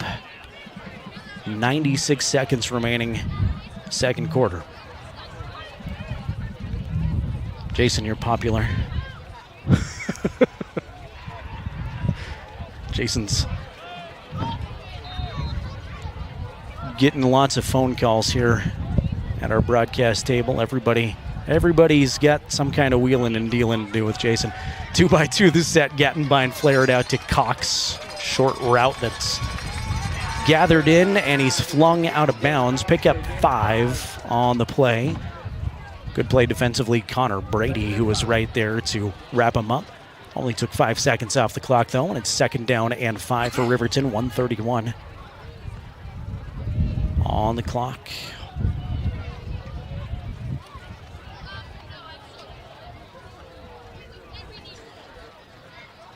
Say hello to Kylie. Kylie Emerson watching her nephew Blake. Blake Gattenbein, I would assume. Thanks for being here, Kylie. Appreciate you cheering on the nephew with us. 3-by-1 the set. Screen pass to Sheets. Thought Sheets may have gotten his face mask grabbed. Now 2 flags flying in. Not a lot of space. Picked up 2, but I think it's going to be made up for on the face mask. Clock will stop. Sheets a little bit slow to get up. Looks like his face mask just got ripped around, quite frankly.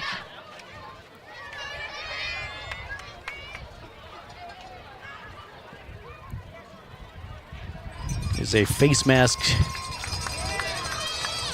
It's going to give Riverton a first down. That penalty is good enough for a Wolverine. First down. See where they put the football. official seems confused whether it's a 15 or a 5. It is just it's just a 5-yard variety, which at least from up here that looked fairly egregious. But 5 yards and a first down will move the ball to the 41. Huge fan of officiating, by the way. Try really hard not to be critical ever. Good grab by Larson. It was Gattenbein to Larson. Quick little post route across the middle of the field, gathered in at the 45-yard line. Larson tackled immediately. Riverton going hurry up here, 1:05 to play into Green River territory at the 45. 2-by-2 the set, Gattenbein in the shotgun. He's got Saltzgaver in the backfield protecting. Now he's going to load up to Saltzgaver, just check it down to Hunter, who is tackled at the 39, and Coach Lenhart will burn his second timeout.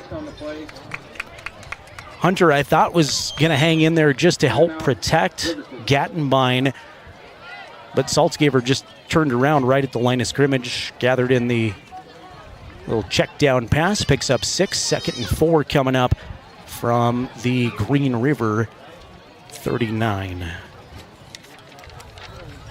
Thank our friends at Bailey Tire and Auto Service, proud to support the Wolverines. They've got full-service tire and auto shops at 755 South Federal Boulevard in Riverton and at 1305 West Main in Lander. That's Bailey Tire and Auto Service.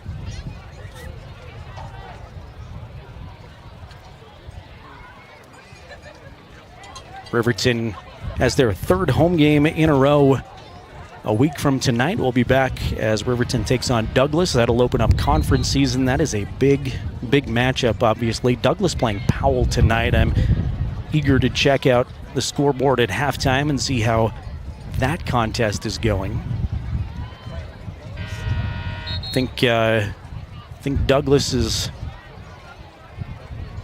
going to be tough, along with Buffalo, along with Torrington, and Riverton, honestly. Looks tough in the division this year, so it might kind of be a logjam at the top. Riverton playing, or Lander playing well too right now. 2-by-2 out of the timeout. Gattenbein throws it across the middle. Dangerous pass that was almost taken away by Lake. Lake and Dax Taylor were both right there. Closest guys by far to the football. Not sure what was supposed to happen there, but disaster averted for the Riverton offense. 48 seconds now and a 3rd and 4 at the 39-yard line. Trips to the right. Larson split out alone to the left. Saltzgaver in the backfield with Gattenbein. Blake bootlegs out to the right side. We'll get it to Sheets, who is going to take on contact and back his way across the first down marker. Did a really good job of never stopping his legs. He's pushed out of bounds too, which helps, all the way down to the 31. And they needed 4. They'll pick up 6. Ball is out to about the 31-yard line with 42 seconds remaining. Riverton goes 2-by-2. Gattenbein again in the gun. Green River showing pressure off the left side. Gattenbein will flare it out to a new receiver for Riverton. This is Peyton Larson, Riverton's sophomore. I don't think I've seen him catch a football offensively. He's had some good moments from the secondary. But Peyton Larson into the act and gives Riverton a first down, puts him inside the red zone out to the 18. 37 seconds. Clock stops out of bounds. Riverton with a 1 timeout remaining here in the half, trying to put up some more points before we go into the intermission. Trips to the left, 1 to the right. Gattenbein in the shotgun. Gattenbein looking to the right. Has Sheets open in the corner. It's caught. Clay Sheets with an outstanding route. Beat Helmendaler, faked inside, ran outside, and had 3 or 4 steps on his corner. Gattenbein to Sheets. Touchdown, Wolverines.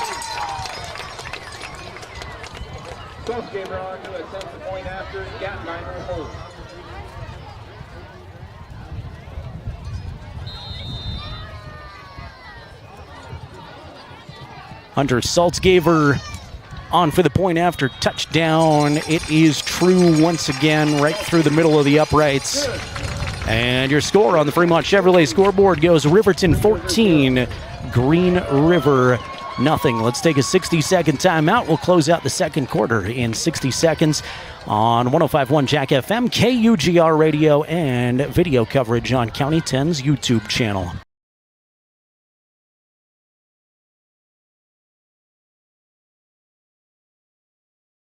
Myers Gambles is your one-stop shop for furniture, mattresses, and appliances in Lander, Wyoming. We have an unbeatable selection of furniture for your living room, bedroom, and dining room. Plus, we have the latest trends in home furnishings. Our mattresses are comfortable and affordable, and our appliances are built to last. Whether you're looking for a new TV, sofa, or refrigerator, we have the perfect finish, style, and function for your home.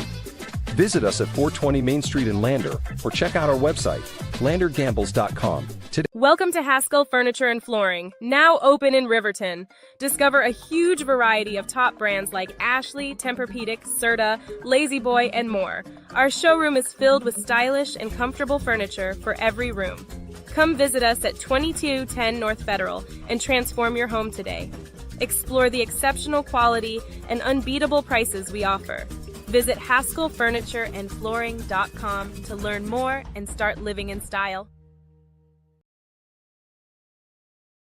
It's a Friday tradition. Wolverine football is on the air. Here's the voice of Riverton Sports, Jared Anderson. Hunter Saltzgaver, low line drive after the Wolverine touchdown, fielded by a Green River up man. That was Hunter Flores who dives on it at about the 39-yard line. So decent field position here for the Wolves, but there's only 27 seconds remaining in the second quarter and no timeouts for Green River. Again, was Gattenbein connecting with Clay Sheets in the end zone to give Riverton their second touchdown of the quarter and the contest. Riverton on top of Green River 14-0. Maddox wants to throw, airs it out in the flat, has got some space. It's Dax out there. Dax Taylor will carry it into Riverton territory, burst his speed forward, gets him all the way down to the 35-yard line and out of bounds with 20 seconds remaining. Big pickup there. 35 yards on what was just a quick pass out in the flat. So Green River all of a sudden trying to threaten here before we go into the locker room. Two receivers to either side. Hintz stands in the shotgun. He's going to have Walter with him in the backfield. Riverton four-man front. Talked with Coach Lenhart about not allowing big plays. That's been the Achilles heel of this Riverton defense. Man comes in motion 3 on the left side now as Hintz will bootleg out. Bobbling the football, but catching it was Evan Masser. Caden Liebricht is there. Clock continues to run as they hurry up to the line of scrimmage and will spike it with 4 seconds remaining. Definitely would have benefited Mazer to drop that football, but pick up a 4, and he didn't have much choice. He got hit hard. He bobbled the football, and it just kind of stuck to his chest.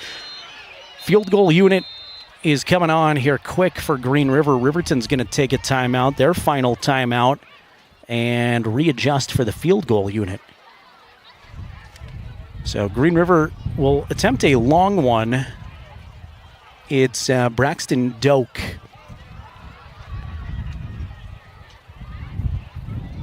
That will try to get Green River on the scoreboard here before we go into the locker room. He had an attempt at 35 earlier tonight that was blocked by Dane Cox.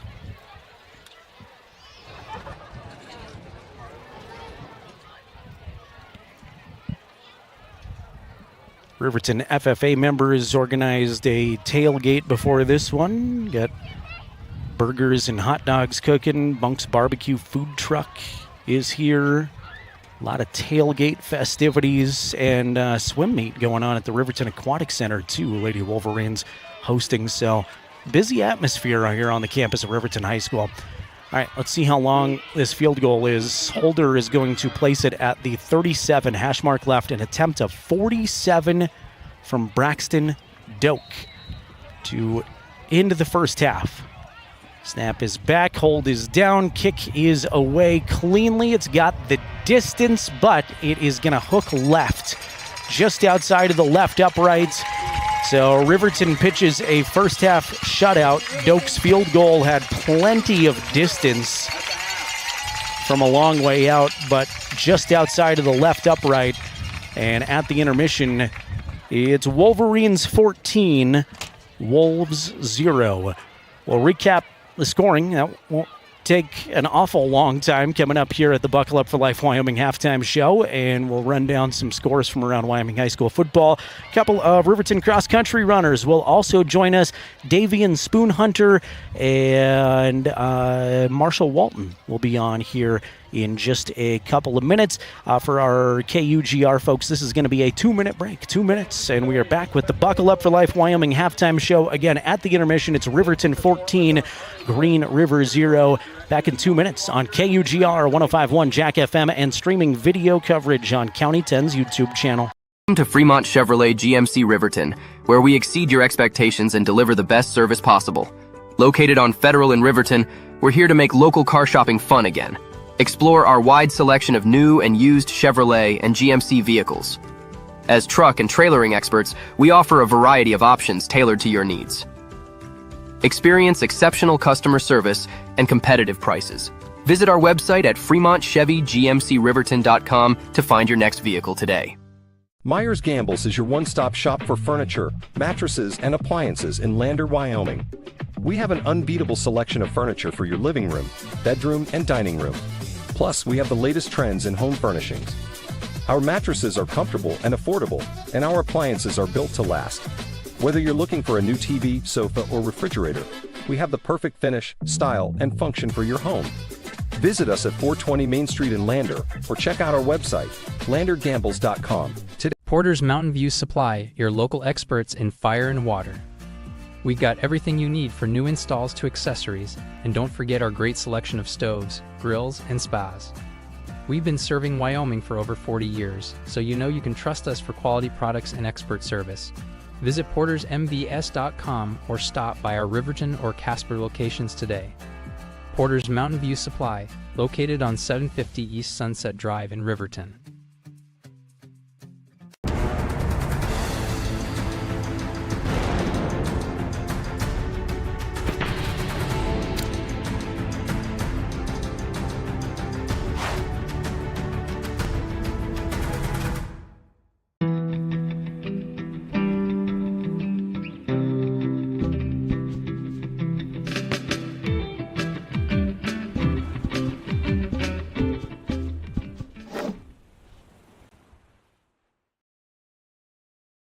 Halftime coverage is made possible by the Wyoming Department of Transportation, reminding you to buckle up every trip, every time.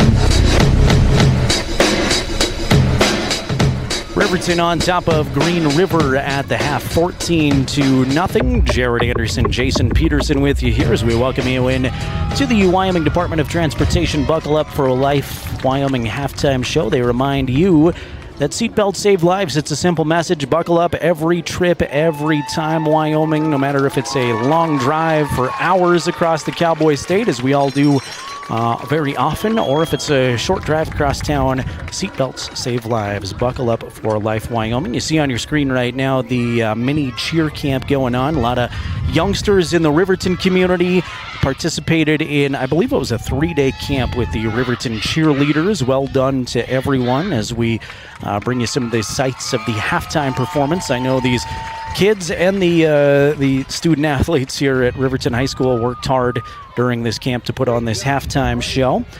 Again, Riverton on the football field out in front of Green River, 14-0, scoring looked like this. There was no score in the first quarter. Ryan Cox wound up blocking a field goal early in the second quarter that prevented Green River from getting on the scoreboard. Riverton took the next possession down the field and finished it off with a Jackson Larson 7-yard catch from Blake Gattenbein at the 4:29 mark. That put Riverton up 7-0. And then with 32 seconds before halftime, it was Clay Sheets catching an 18-yard touchdown pass. Beautifully thrown, beautifully executed on the route running by Clay Sheets. And that put Riverton up 14-0. Green River tried their best to hustle down the field with no timeouts and attempted a 46-yard field goal that just went left outside of the uprights by Braxton Doak. Was an impressive kick. Distance-wise, just not quite online. So at the half, Riverton shutting out Green River 14-0. Taking a look at some of the other scores of interest around Wyoming High School football, courtesy of WyoPreps.com. We'll start with a couple of Fremont County scores of interest on Thursday. In 1A 9-man, Shoshone knocked off the Natrona Sophomores 42-26. Was Carson Kissling for Shoshone, who had 4 rushing touchdowns in the Wrangler victory there. Also in 1A 9-man, Wyoming Indian Chiefs picked up their second win of the season, knocking off the Thermopolis JV 24-27. One Fremont County score of interest is final from this afternoon in 1A 9-man again was number 2 Southeast beating Wind River 44-20. You do have a couple of things that were scheduled for tomorrow. DuBois was supposed to go play Natrona's Sophomores, however, or I believe it was Natrona's JV, but either way, that has been canceled. And I thought I had one more on tap for tomorrow. For some reason, I had Southeast and Wind River on my schedule tomorrow. They played that today. And again, Southeast was victorious there. Moving on to 3A scores of interest from football tonight. It's Cody on top of Buffalo right now, 28-3. Powell leads Douglas in the second quarter, 13-7. And a halftime score from Bill Bush Stadium over in Lander. Lander and Evanston knotted up at 7 apiece. There should be Jackson and Star Valley playing out-of-state opponents. No score from Star Valley and Teton, Idaho. They're playing that one in Driggs tonight, but we'll update you as soon as we do get a report there. Jackson is leading Bear Lake, Idaho, 19-6 in the second quarter. Rollins is at Middle Park, Colorado. That game has apparently just kicked off. I think that was a 7 o'clock start. And Torrington is at Yuma, Colorado, also just kicking off. This is the Buckle Up for Life Wyoming halftime show. We will take a quick break on KUGR, and for our radio audience, for those of you on the County 10 YouTube feed, we're going to listen in here for 2 minutes to for 1 minute to the Riverton High School Band. This is a 60-second break for our KUGR folks, 60 seconds along the radio network. For our YouTube audience, keep watching Riverton High School Pep Band performing here at halftime.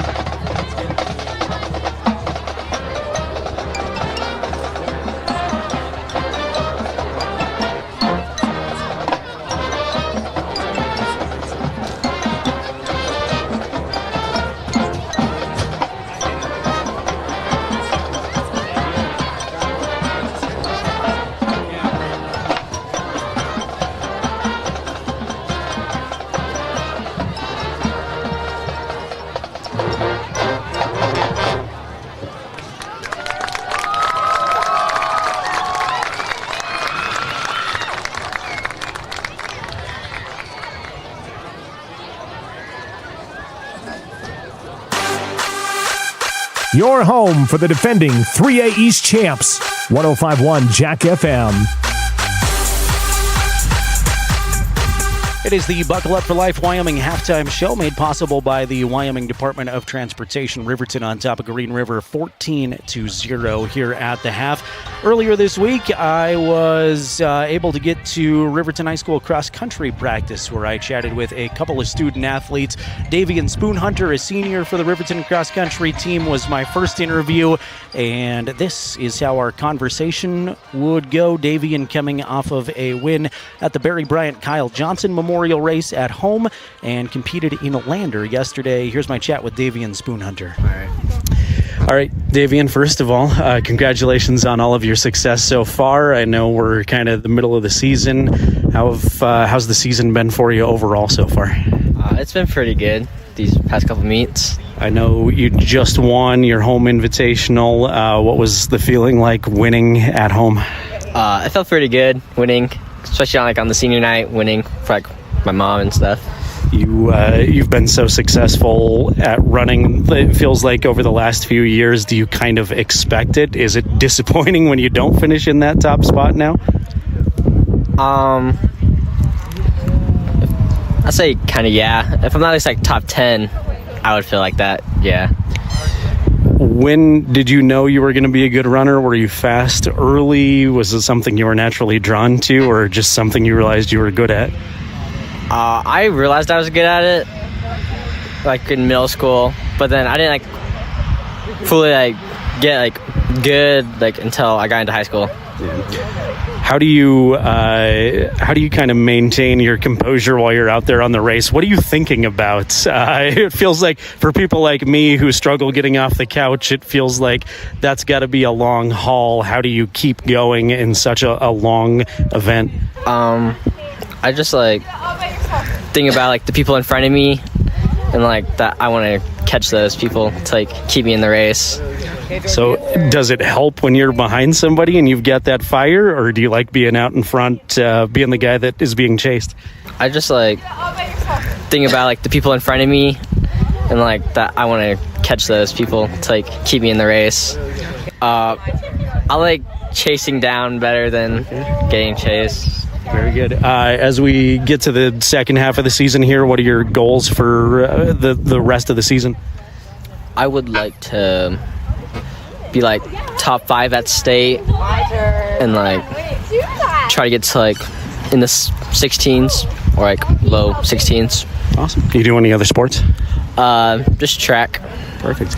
It's kind of a weird question because cross country is so different, but is there a way people from Riverton can come support you? Is there a way that we can come cheer you on at the start finish line? How do people get more involved in cross country? I actually do not know about that one. Well, fair enough. We'll continue to keep up with you, and best of luck as the season goes on. Thanks for taking a couple of minutes. All right, thank you. Next up, had the opportunity to chat with Marshall Walton, a junior for Riverton Cross Country. He took 10th at the Barry Bryant Kyle Johnson Memorial Cross Country event last weekend, and he did that while being sick. Here's my conversation with Riverton's Marshall Walton. All right, first of all, your thoughts on the cross country season so far here, kind of near the midway point? I've been pretty happy with the season so far. I've PR'd twice on some hard courses. I haven't been feeling well for the last week, so I haven't raced well, but the beginning of the season for sure was really well. How do you, I'm sure it's not easy. It's the opposite thing you want to do when you're sick and under the weather, but how do you muscle through it? Is there a remedy that you come up with before you race when you're sick? How do you do that? For me, I took ibuprofen before I raced last week, some other medicine. Honestly, I probably shouldn't have raced, but I think the most important thing to do when you're sick is just still get out there and do some cardio, because you don't want to lose your shape, but racing isn't always the best idea. Yeah, the home event last time out, is there a comfortability racing at home versus going on the bus somewhere? Yeah, for sure. I feel like I perform better when the meet's bigger, when there's more people. So the home meet's pretty small. Since I was sick, I just treated it as a workout. I went maybe 70%. Yeah. Are you going to be able to compete at Lander this week? And if so, what are your expectations there? No, so I actually raced again in Utah last Saturday. So I won't be racing on Thursday, but I'll be cheering the team on. Gotcha. How'd you do in Utah? That's when I got sick. So I started out well, went out on pace, but then really died the last mile or two. How much training do you put into this year-round? Obviously, you're doing stuff every day right now during the season, but is this something that you're conditioning yourself for all summer? Yeah, so I put in 50 miles a week during the summer. I take that up by about 10 miles each summer. Next summer, I'll probably be doing 60 miles a week. That includes morning, run every morning and every evening. I do that about 2 or 3 times a week during the season as well. I usually just do easy runs just in June. Then in July, I start doing 2 workouts a week, trying to get a race in every 2 weeks. Do you have a favorite terrain? I know every course is a little bit different. Is there one thing that you prefer over another? Yeah, just short grass golf courses. I'm also a fan of just the gravel. I mean, we have a race that we usually go to that's just all gravel and dirt, and I like that. Cool. What are your goals here for the last half of the season? I would really like to place top 10 at state and break 16 in the 5K. That's what I'm working towards. Awesome. Appreciate you taking a few minutes. Feel better, and best of luck going forward. All right. Thank you so much. I want to thank the Riverton cross country team as well as head coach Ton Gopp. I didn't get to play Ton back here at halftime, but if you are interested in hearing more from Coach Gopp and the Riverton cross country team, you can find the full conversations I had on the County 10 Sports podcast. Whatever your podcast player is, you can look for it there, or there's a link at county10.com. But my thanks to Marshall Walton Jr. and Davian Spoonhunter for taking a little bit, and good luck to the Riverton cross country team going forward. Fun to have all the different sports on here at the Buckle Up for Life Wyoming halftime show. We have had the golfers on, girls swimmers, volleyball, and now cross country. We are going to try our very best to get the cheer squad, the band, and some of the other activities on with us. Some of the student athletes doing fun things, and some more in-classroom activities focused on at halftime here. Speaking of halftime, it's Riverton 14, Green River 0 on the Fremont Chevrolet scoreboard. We'll take a quick timeout. When we come back, bring you the second half of action in 60 quick seconds. Second half coming up. This has been the Wyoming Department of Transportation Buckle Up for Life Wyoming halftime show. Second half kickoff after this on 105.1 Jack FM, KUGR Radio, and streaming video on County 10's YouTube channel. We are Maven. We focus on the fundamentals, clean, simple designs with the very best modern materials and technologies. We refuse to compromise our mountain town roots to follow the well-worn path to $1. We choose instead to make game-changing gear and use it in the places and pursuits that inspire us every day. We are Maven, a company focused on the design and creation of innovative products for and by the modern outdoorsman. Porter's Mountain View Supply, your local experts in fire and water. We've got everything you need for new installs to accessories, and don't forget our great selection of stoves, grills, and spas. We've been serving Wyoming for over 40 years, so you know you can trust us for quality products and expert service. Visit portersmbs.com or stop by our Riverton or Casper locations today. Porter's Mountain View Supply, located on 750 East Sunset Drive in Riverton.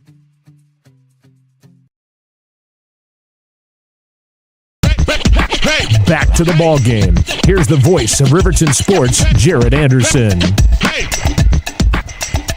Wind continues to pick up just a little bit as the sun sinks down at Riverton High School. Wolverines on top of the Green River Wolves 14-0 here as we start.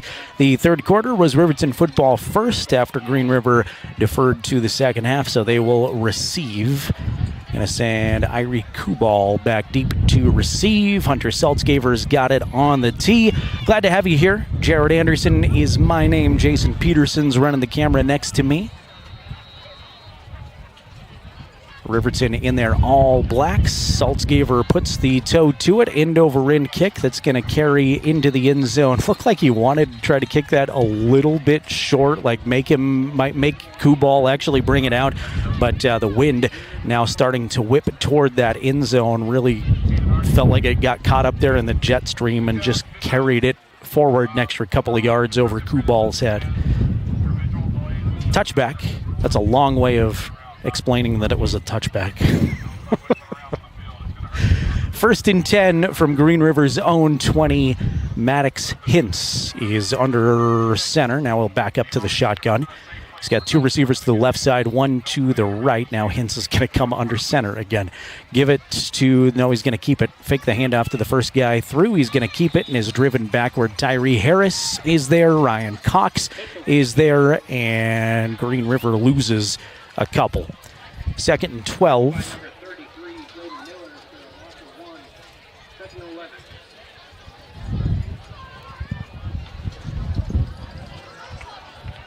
It's been breezy through the entire game, but those last couple of minutes at halftime, the wind really started to whip up, kind of going diagonally across the field. You may be able to see the flags whipping in the background shot here toward the left corner of the end zone behind your screen. Hintz has his pass deflected right at the line of scrimmage. That's Ryan Cox. Big hand in there again. Ryan blocked a field goal attempt earlier. Now he's got a pass deflection, and it is 3rd and 12.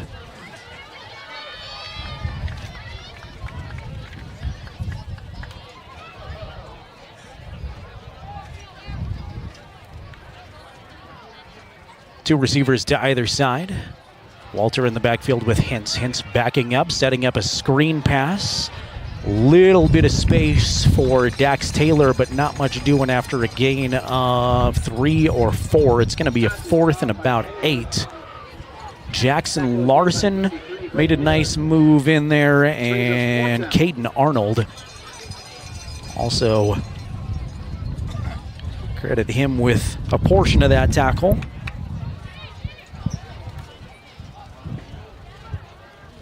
Green River punt unit is out. Jackson Larson backs up to his own 45-yard line. And again, the wind into the face of the punter here does a nice job getting it away. Larson signals fair catch right at his own 44. On Larson's 2 punt returns, he hasn't had to move hardly at all. Drops back about a yard, fair catches, both of them, and Riverton will start at their own 44-yard line. Good job by Braxton Doak, kicking into this gusty Riverton wind.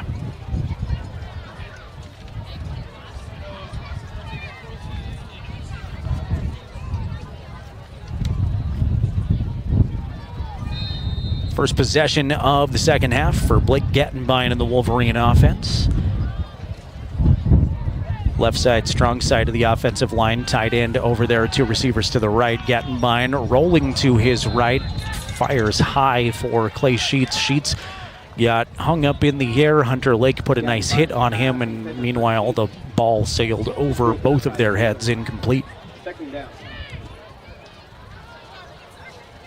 Say hello to Carrie and Linda weighing in and joining us on our YouTube chat feed tonight. Thank you for being here. We mentioned Nelson watching in Houston, Texas. Hope all is well in H-Town. And say hello to former Wolverine Nathan Mills, also saying go Big Red. 2x2, the Riverton offense. Saltzgaver in the backfield with Gattenbein. Blake's got all kinds of time to throw. Now he's just going to airmail it into the coaching staff. Faced a little bit of pressure, and now some hands in the air with Riverton as they were a little confused. Either way, not the worst case scenario at all when things break down. Just chucking it to the sideline and saying we're going to go 3rd and 10 here, better than forcing it into a tight window and causing a turnover. 3rd and 10 for Riverton is the scenario, though, at their own 44. 10:09 remaining third quarter. Riverton on top 14-0. Empty backfield for Gattenbein. 3 to the right, 2 to the left. Blake's going to just take it. He's across the 50, is met right there. Dives forward near the first down marker. Looks like initial thought was he's going to be just a little shy. Now the official, of course, comes and says first down. Eyeballs it. Blake really takes up space when he falls forward like that and covered 2 or 3 yards that he needed to push the sticks forward as he fell. Nice effort by Gattenbein. First down of the third quarter for Riverton. Bunch formation again. Dane Cox in motion. Now he'll line up in the backfield. Give it to Saltzgaver. Saltzgaver's got a lot of blockers in front, but not a lot of room. Good pursuit defensively by Jaden Walter. Wrapped up Saltzgaver after a gain of 2, and it's second down and 8 from the 45-yard line. County 10 Sports Podcast recently caught up with Dartmouth kicker Matisse Weaver, who you might be wondering why Dartmouth. He played football at Lander Valley High School. That conversation is out there. Those Riverton cross-country runners are on there. Some Riverton girls swimmers on a recent episode, too. Lots more content on the County 10 Sports Podcast. 2 receivers to either side. Blake in the shotgun, going to option it to Saltzgaver. Will give the pitch, and Saltzgaver's across the 40 down to the 39. Gain of 5 on the option. Make it 3rd and more manageable for Riverton here. 3rd and 4.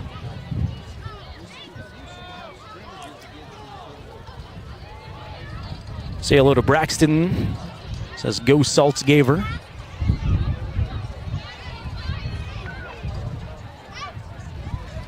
A lot of fun last week to have Hunter on our Porter's Tailgate show and chat a little bit more with that young man who is great on all sides of the ball. Gattenbein going to take it from his quarterback position on 3rd down again, and I feel like I've said this a lot on 3rd downs. He is right near the first down marker. Official gives the go-ahead this time. There's no way I was going to guess that time after I was dead wrong last time. He's at the 35-yard line, 1st and 10, Wolverines.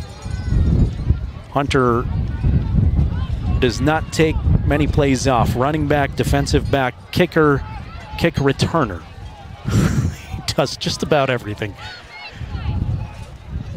Gattenbein spreads the offense out again. He's got 4 receivers. Now he's just going to tuck it and go. He's got some space over the 25-yard line. Is drugged down by Jaden Walter. But first, Blake Gattenbein picks up 11 for a Riverton. See if I can mic the crowd up there on the first down call. Aziz Wahid, the public address announcer, Riverton Middle School principal, doing an outstanding job as always.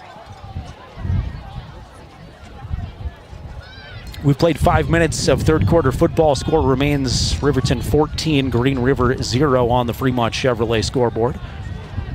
Blake's in the shotgun.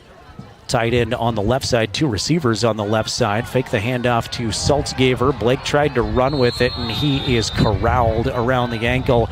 Not letting him get away that time was a Green River defender. That was Declan Mullins. Mullins did a great job wrapping Blake up, driving him backward. Riverton's going to lose 5 on the play. Ball's all the way back to the 30-yard line. Also worth noting that Declan Henderson, Green River Jr., was injured on the second play from scrimmage. I have not seen him back in the lineup. I'm double checking out there here to start the third quarter. I didn't see him come out, and I still don't see him out there. So I think he has not returned. He was heavily favoring one of his legs. Saltzgaver has got a big hole up the middle. Going to get those yards they just lost back and a few more. He's out to the 22-yard line. Take that back. That's Braden Martin on the carry. The program had Braden Martin, by the way, listed as Braden Miller. And the Cody game, he came in. I called him Braden Miller through most of the contest, and then Coach Lenhart finally corrected me that it is Braden Martin. So Braden's first carry. 3rd and 6 for Riverton from the Green River 21-yard line. Gettenbein fakes the pitch, sets up a screen to Cox. Dane's got all kinds of room. He's down to the 10-yard line. First down for Riverton. Pickup of 9 yards. That game's good enough for another Wolverine. Wolverine first down, and an injured Riverton player down on his knees with 5:13 remaining in the third quarter. Again, 14-0. Wolverines on top. Dane Cox kind of got twisted around at the end of the play. Picked up some nice yardage for Riverton.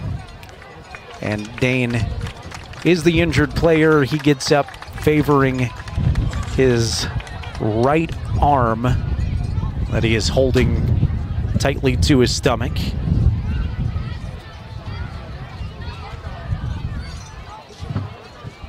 Riverton training staff will help him march over to the training table. It's hard to tell if that's an arm or maybe the ribs, but he's got his arm still and is kind of grabbing at his midsection. So hope for the best there for Dane Cox, as well as Declan Henderson, both injured in this game. 2 in the backfield for Riverton, receiver to either side. Riemann comes in motion. Give it to the second man in the backfield. Saltzgaver follows Riemann, and not much doing. Good pursuit along the Wolves defensive line. Jay Stewart, the first man there.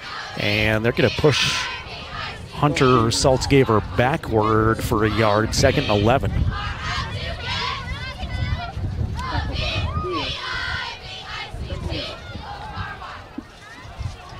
Jared Anderson, Jason Peterson with you.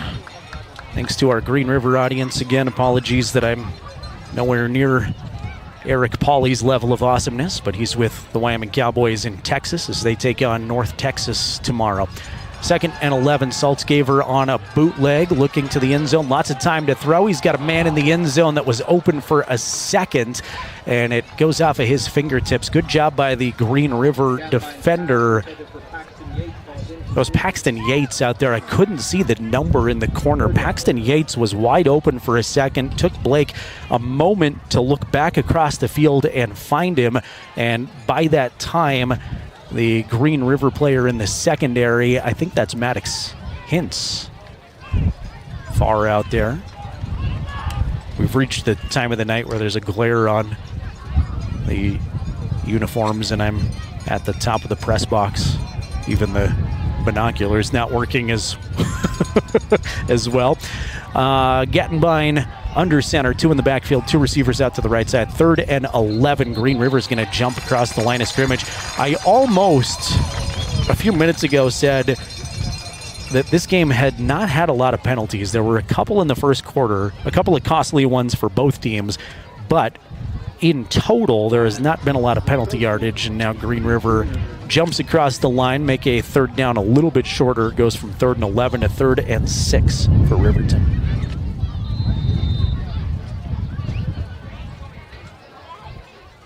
.416 remaining third quarter. Riverton on top of Green River, 14-0. Green River coming off of their first win of the season against Rollins last week. Riverton coming off of a homecoming win against Evanston last week. Blake's under center this time. 2 receivers to the right side. Sheets in the slot right. Fake the handoff. Blake gonna bootleg out to the right side. He's got a man. It's Jackson Larson again. Caught. Touchdown, Wolverines.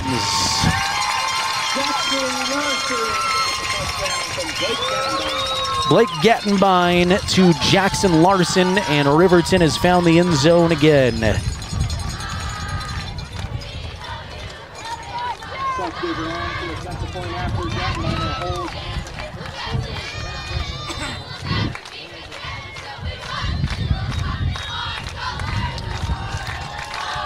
Hunter Saltzgaver's kick is through the uprights. and good. It's Jackson Larson's second touchdown catch of the game. Blake Gattenbein's third touchdown pass. Riverton on top of Green River 21-0. We're back in 60 seconds with more football on KUGR 105.1 Jack FM and County 10's YouTube channel.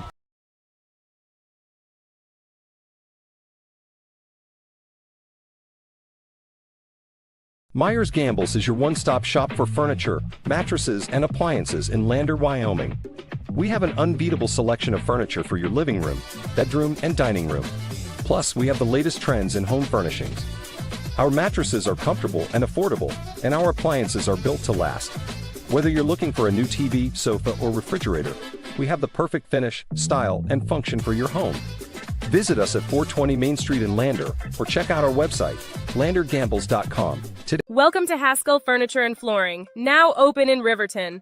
Discover a huge variety of top brands like Ashley, Tempur-Pedic, Serta, Lazy Boy, and more. Our showroom is filled with stylish and comfortable furniture for every room. Come visit us at 2210 North Federal and transform your home today. Explore the exceptional quality and unbeatable prices we offer. Visit HaskellFurnitureandFlooring.com to learn more and start living in style. It's a Friday tradition. Wolverine football is on the air. Here's the voice of Riverton Sports, Jared Anderson. Jackson Larson with the touchdown reception from Blake Gattenbein. Wolverines now lead 21-0 on the Fremont Chevrolet scoreboard. Hunter Saltzgaver's kick sails deep into the back of the end zone over everybody's head. It's 1st and 10 from Green River's own 20.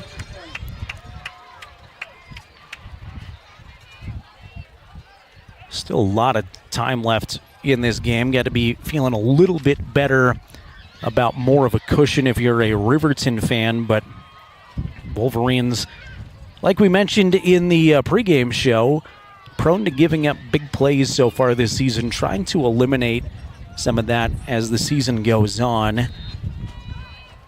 But a lot of playmakers out there for this Green River offense, and a team that is starting to really come together in a much better direction than they have the last couple of years. Hintz will hand the football off to the first man through. That again is Jaden Walter, and Walter's got 3 on first down, 2nd down and 7. Approaching the Wolves offense. The wind continues to blow harder and harder as this game has gone on. It's been steady all the way through. There's a Green River player down. That's one of their offensive linemen. Nick Roseny is seated on the field right now, so hoping for the best for Nick as the Green River training staff comes out. Thank a couple more folks who make Wolverine football on County 10 possible. Myers Gambles, Main Street and Lander, excited to cheer on our student athletes.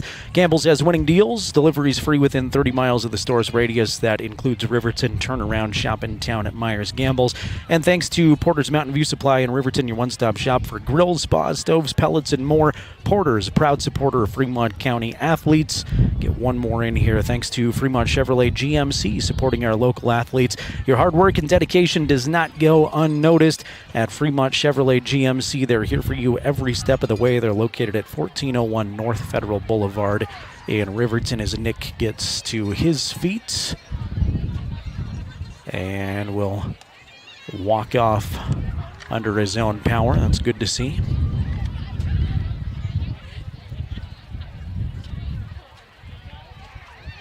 Riverton back at it in a week against the Douglas Bearcats to start conference play. Douglas in a tight one with Powell right now in Converse County. Team that Riverton played very well on the road last year. Had a couple of frustrating mistakes. Felt like they could have won that game. Douglas has good things expected of their season again. A good football program all around there. 2-by-2 is the Green River set. They'll give it to Walter, and Walter is smothered. Tyree Harris is there. Tyree with another tackle for loss. That's at least his third tackle for loss tonight, maybe 4, but at least 3 officially for Tyree Harris, doing an outstanding job.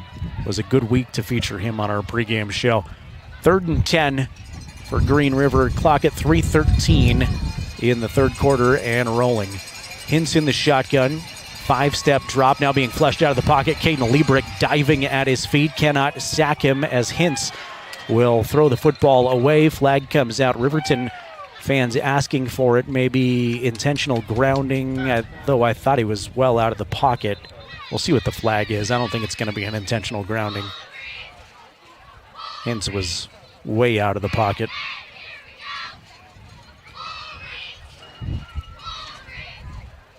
So 3rd and 10, incomplete, and roughing the passer is the call. Wow, I missed that totally in the backfield, but somebody with a hit on Maddox Hintz.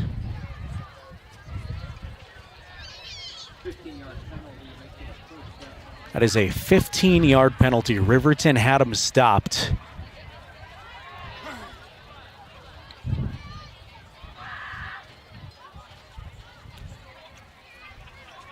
And then give up the roughing the passer penalty. Ball's going to come all the way out to the 35.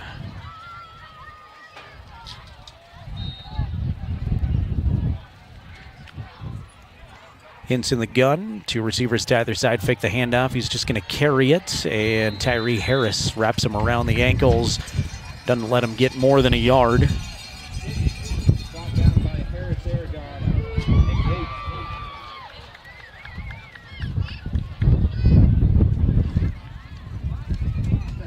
Second and 9 coming up for the Wolves as we're at the 2:35 mark, third quarter, 21-0.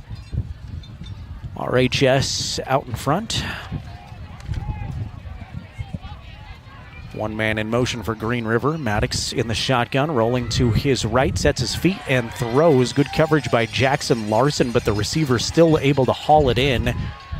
That was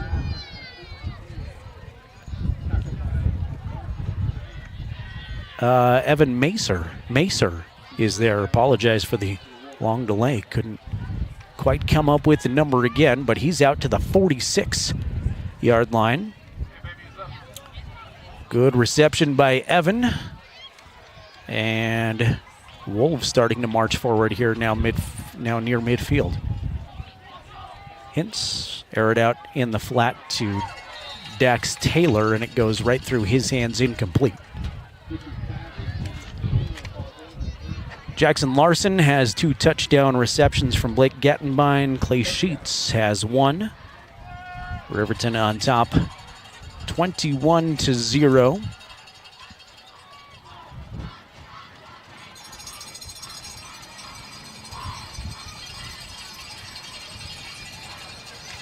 Green River will continue their road stretch at Evanston next week. For you Green River High School fans, they'll be back home in 2 Fridays, hosting Jackson. Caden Liebricht in the backfield. Hintz dodges him and then moves forward for a pickup of 3. Hintz wanted to throw that time. Liebricht really disrupted the play. Hintz just kind of ducked down and will get a positive gain out of it. Liebricht has been in the backfield causing some trouble for Hintz a lot. He didn't get to throw the football away, but great job improvising by Maddox to turn it into a positive. Riverton fans rattling the cowbells.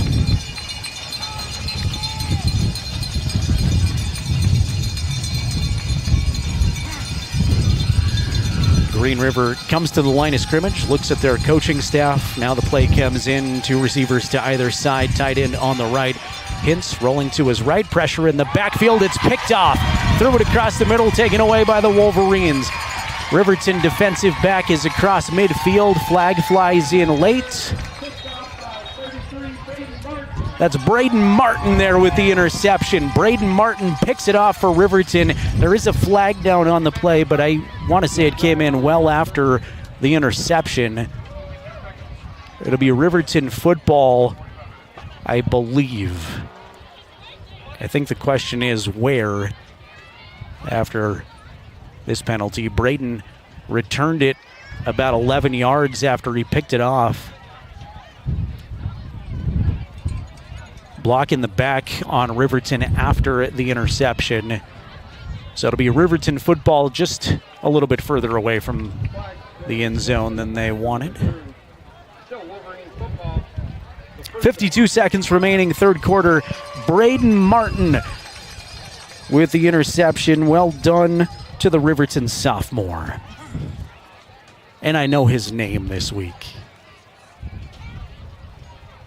1st and 10 Wolverines from their own 41. Blake's under center. Empty backfield, though. Gattenbein setting up a screen. Has Dane Cox. Good to see him back into the ball game. Cox across the 50. Down to the 40. Takes on contact. Pickup of 20-plus for Dane Cox. First down, Wolverines.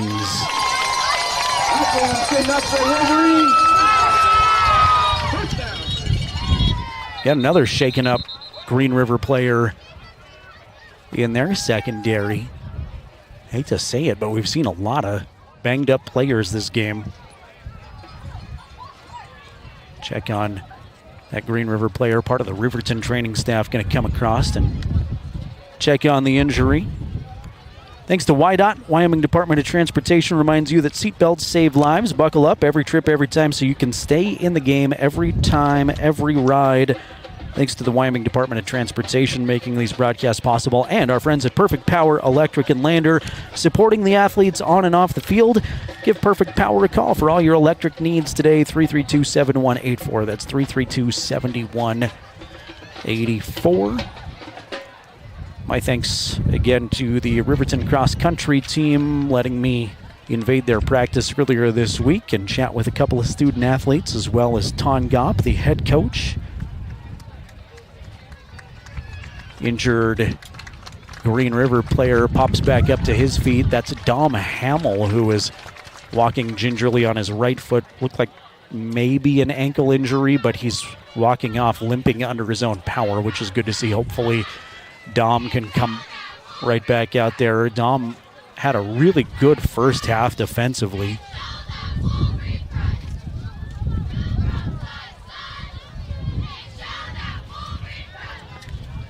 So Dom will take his time getting off the field.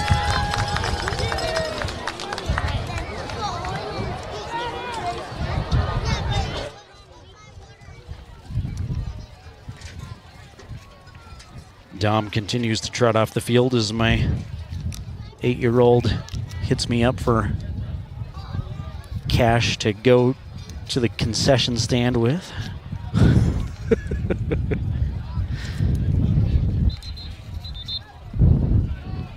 Playing dad and radio broadcaster at the same time, and ATM machine.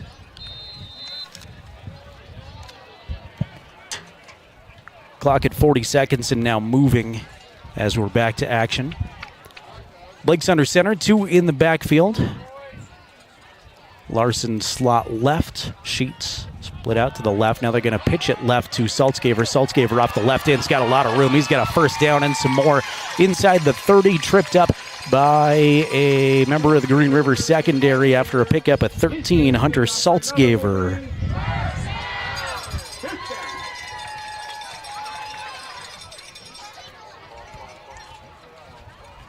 Riverton does not have to snap the football if they don't want to before the end of the third quarter. Now they're all going to come over to the sideline.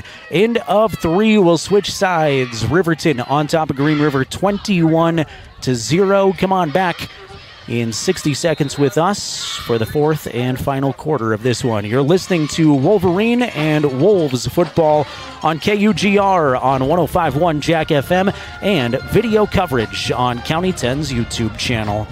Welcome to Fremont Chevrolet GMC Riverton, where we exceed your expectations and deliver the best service possible. Located on Federal in Riverton, we're here to make local car shopping fun again. Explore our wide selection of new and used Chevrolet and GMC vehicles. As truck and trailering experts, we offer a variety of options tailored to your needs. Experience exceptional customer service and competitive prices. Visit our website at FremontChevyGMCRiverton.com to find your next vehicle today. Myers Gambles is your one-stop shop for furniture, mattresses, and appliances in Lander, Wyoming. We have an unbeatable selection of furniture for your living room, bedroom, and dining room. Plus, we have the latest trends in home furnishings. Our mattresses are comfortable and affordable, and our appliances are built to last. Whether you're looking for a new TV, sofa, or refrigerator, we have the perfect finish, style, and function for your home. Visit us at 420 Main Street in Lander, or check out our website, landergambles.com. Read all about the Fremont County Sports Weekend at county10.com. Fourth quarter is set to begin here from Wolverine Field. Great crowd on hand again here for the second home game of the season. Was packed for homecoming a week ago. Wolverine supporters back out. Marching band playing on as we start the final stanza in this one. Riverton on top of Green River 21-0. Again, Blake Gettenbein, 3 touchdown passes. Jackson Larson's got 2 of them. And Clay Sheets has the other one. Jared Anderson here. Jason Peterson to my left, running the camera.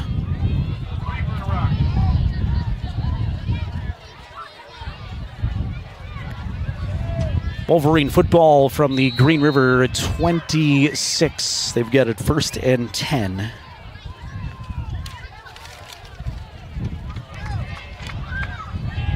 Blake has 2 in the backfield. He's under center. 22 personnel for Riverton this time. Larson isolated on an island out to the left. Give it to Saltzgaver. Saltzgaver right up the middle. Plows forward to the 20-yard line. Pickup of 6 on first down for Hunter. That is tough downhill running for Saltzgaver.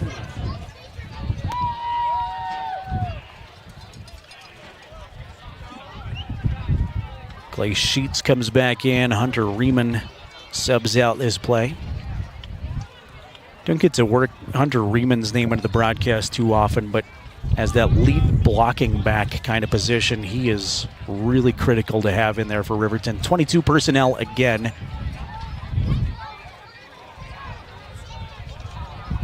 Blake fake the handoff, rolling to his right. Man, he had a couple of guys open, but he's going to overshoot his intended target. Dane Cox thought it was for him, but I think it may have actually been intended for Jackson Larson. Either way, pass goes wide, and it'll result in an incompletion. 3rd down and 4.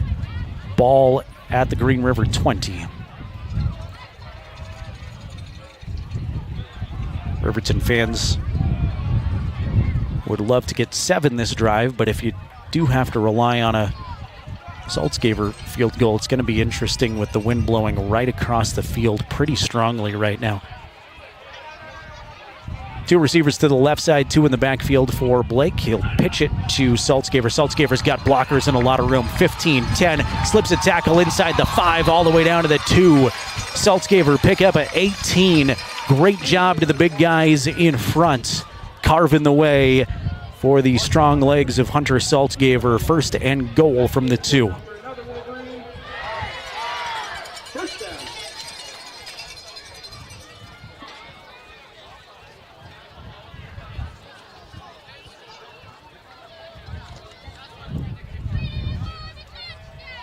One minute gone by, 4th quarter. 2 receivers go far to the right side. Blake under center, Saltzgaver behind him. Blake's going to quarterback sneak it. He will follow Daniel Clausen all the way down to the goal line. He's in. Officials raise their hands. Touchdown, Wolverines.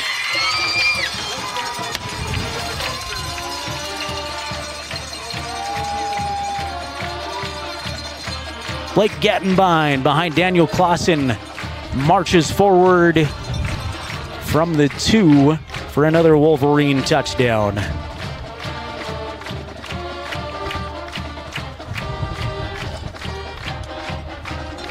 Fremont Chevrolet scoreboard will go 28 2-0 as Hunter Saltzgaber's PAT is good. He is 4 of 4 on the night. Coach Lenhart said, I don't want to rely on him kicking field goals this game. I want him to kick extra points, and so far, that's all he's attempted. 4 for 4 on point after touchdowns. 10:47 remaining. Fourth quarter now. Riverton on top of Green River, 28-0. Still a lot of football left, but right now, if you're a Riverton fan, this is the kind of momentum that you want. Carrying over into conference season, which is going to start with a real tough one next week with Douglas. If you're at home, or even if you've brought your radio to the ball game and are listening right now, and you're able to come out next Friday, I would encourage you to do so. Riverton, only 2 regular season home games left, and they're going to need some loud fans with a tough Douglas Bearcat squad next week. Get you some scores around 3A football, by the way, as those games continue to progress here in just a little bit. Hunter's got it teed up. Irie Kubal back deep to receive for Green River. Sophomore has not had a lot of opportunities here with Hunter's leg. That wind does continue to whip across the field. This one's going to take a bounce at the 20. Kubal's going to have a shot at it. He picks it up at the 9, looks to spin around in the middle of the field, bounces off a one tackler. Not a bad effort by Kubal, who was swarmed under at the 26. And as far as kickoffs are concerned, that's as good as Green River's field position has gotten tonight. They're usually starting at their own 20. They'll start at their own 26 this evening.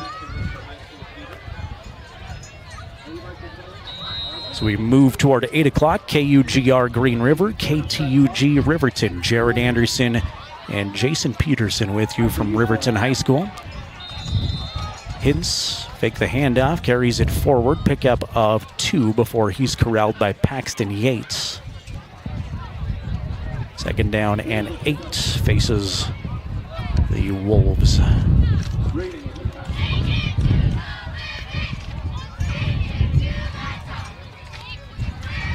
Two to the left, 2 to the right in the Green River offense. 4-man front for Riverton once again.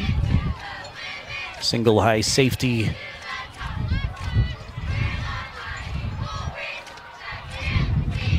Snap in the gun.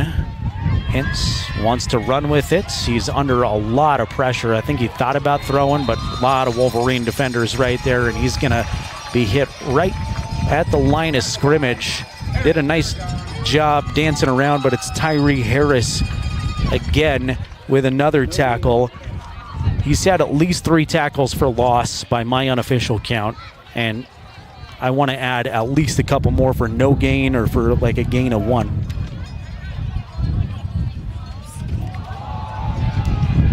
Hintz, bootleg out to the left side, throws it into the air, almost picked off by a Wolverine defender. Caden Arnold wanted his second interception of the season, but it bounces right in front of him. Incomplete. Great job, Wolverines, all the way around the field.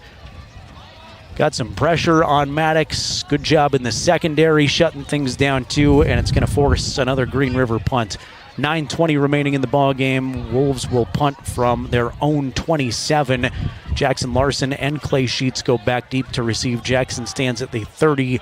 Clay was at the 35. Now he's going to walk backward to the 30 also. So both of them right at the 30. Officials will stop before we can get this punt away, and Green River is going to spend a timeout on this punt.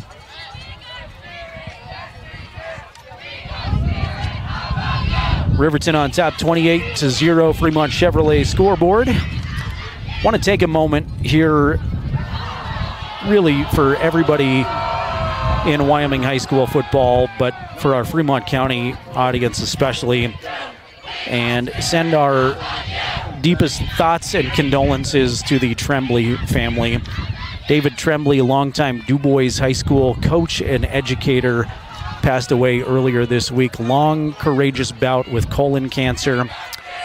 David had been a wrestling coach, and a football coach for well over 2 decades, an educator, and I was fortunate to get to do some DuBois games last season and interact with Coach Tremblay, who was unbelievably kind. I know a lot of people in the community knew him better than me, as the punt is away here by Braxton Doak. It's going to take a bounce. Riverton's going to let it go, and it'll be touched at about the 23-yard line. That's where the Wolverines will take over with 9:09 left. The thing that sticks out with me, though, in my limited experience with Coach Tremblay was, number one, how kind and appreciative he was of our County 10 crew covering some of his DuBois games. He was very, very kind and nice about that. But the thing that sticks with me is, as broadcasters, we come to venues early, we set up early, oftentimes hours before kickoff, and we did that for DuBois games, and a lot of times we'd get to the field and the only one that was there was Coach Tremblay. He'd had chemotherapy treatments every other week, was coming back from some of those during some of the games, and he was out there setting up water jugs, cleaning the stadium. I did DuBois senior night, and he was setting up the decorations, everything from banners and streamers to hauling water jugs, and every dumb radio guy question I had, he would answer and be just unbelievably kind. So to the Tremblay family, to all of his friends and DuBois High School staff, thoughts and condolences with you all. Saltzgaver plowed forward for 4 yards on first down at 2nd and 6. Riverton on top of Green River, 28-0. Fremont Chevrolet scoreboard. Post-game show coming up in just a few moments. We'll chat with Coach Lenhart after this one. Bailey Tyronato post-game show. Whistles before this play can get going, and Coach Lenhart wants to burn his first time out of the half. That'll give us a chance to say thank you to Wyoming Catholic College, proud to cheer on our Fremont County athletes. Your dedication on and off the field is admirable. Find them online at wyomingcatholic.edu. Thanks again to Nathan, Nelson, Kylie, Carrie, Linda, and Braxton, all chiming in on our County 10 YouTube channel tonight. If you're watching along, we would love to know where you're from, even if you're in Riverton hanging out at home. Appreciate you being here, checking out the stream, County 10's YouTube channel. We'll be back at it next week against Douglas. Hope you can come to the field and cheer on Riverton in person, but if you can't make it, video is there. You can always bring your radio and tune in to 105.1 Jack FM, too.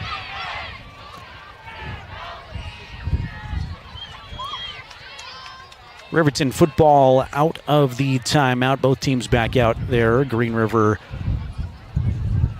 4-man front, and Riverton will come set with a 22 personnel, 2 tight ends, 2 running backs, and a flag flies before we can start this one.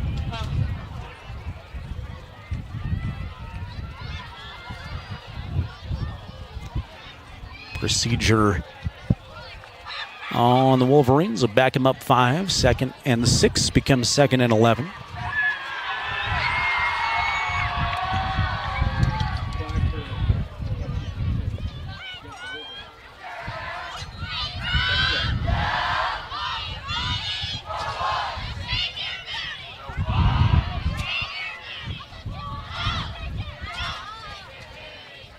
Riverton will give it to Saltzgaver on a pitch. Saltzgaver stutter step, hesitates, flag flies in. Not much room for Hunter as he's finally shoved out of bounds. That's actually Braden Martin again. Second time I've done that. Martin gets the carry out of the backfield. And we'll check the flags. Trying to find Hunter Saltzgaver. He may be on the bench. It is rare to see Hunter get a play off, so. And I know Coach Lenhart, assuming this score holds up, still 8:13 left, I know he'll be pleased with the way Riverton has played so far, but summed it up in the Porter's Tailgate show earlier by saying this is all about momentum going into conference season. The real games that matter, they all matter a little bit, but the games that matter absolutely the most start next week. 22 personnel again for Riverton. Expect them to keep it on the ground on 3rd and 11, and they will. Dive to Martin, and he carries it forward for 3, maybe 4. So 4th and 8. And Landon Gold walks onto the field. Gage Treber is back in the Riverton lineup. Gage had strep throat last week. Mark told us that he would be back in a limited role. We've seen him out there a little bit, but apparently that role doesn't include the punter position. This is the first punt of the night for Riverton. Gold from the 10-yard line will put the toe to it into the wind. That is going to be not the kick that Landon wanted. Got hung up there in the wind, and again, it is very strong, blowing across the field, and that ball just sailed into the Green River bench. Landon hangs his head a little bit, but tough to kick a football in Wyoming wins sometimes. Green River will set up with good field position. 7:20 remaining in the contest. They trailed 28-0. Ball placed at the Riverton 37. So about 27 yards on that punt.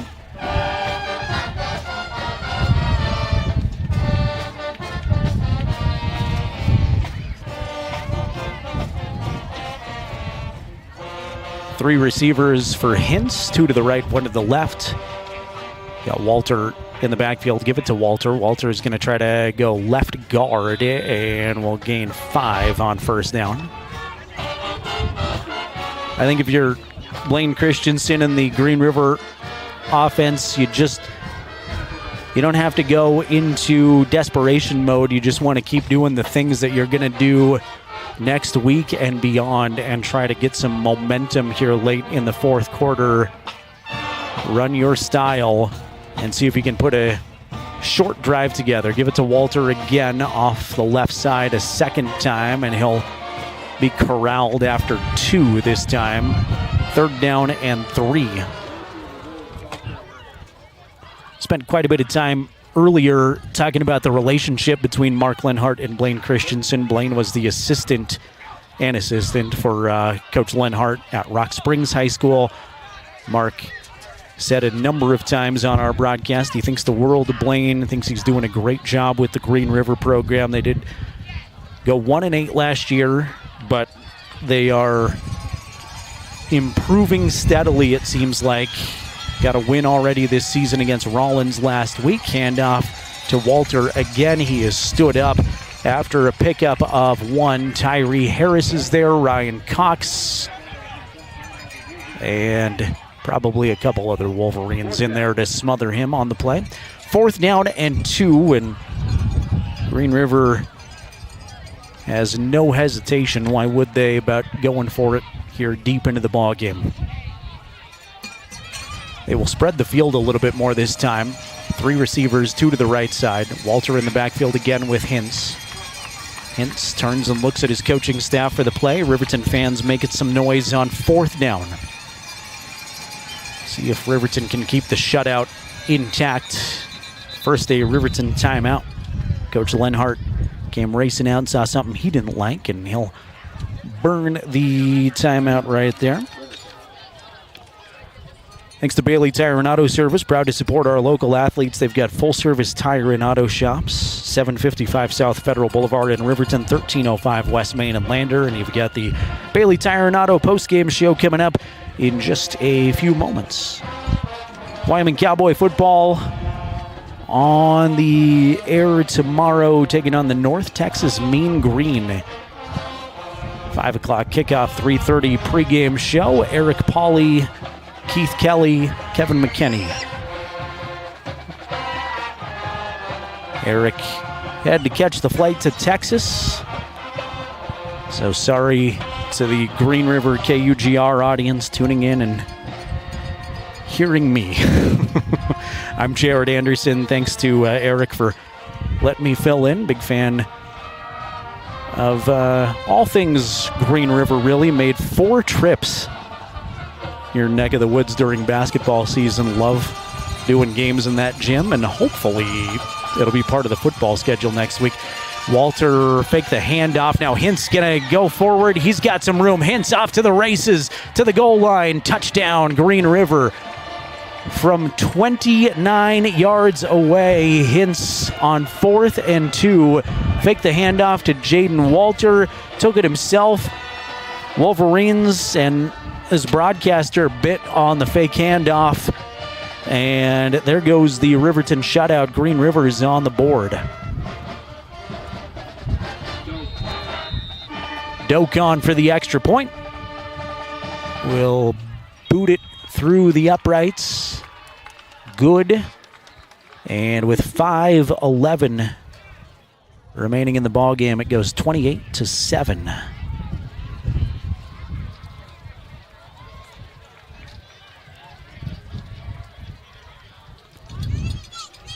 We'll adjust the Fremont Chevrolet scoreboard to say so and get that on your screen for our YouTube audience. So, big play there, Maddox Hintz.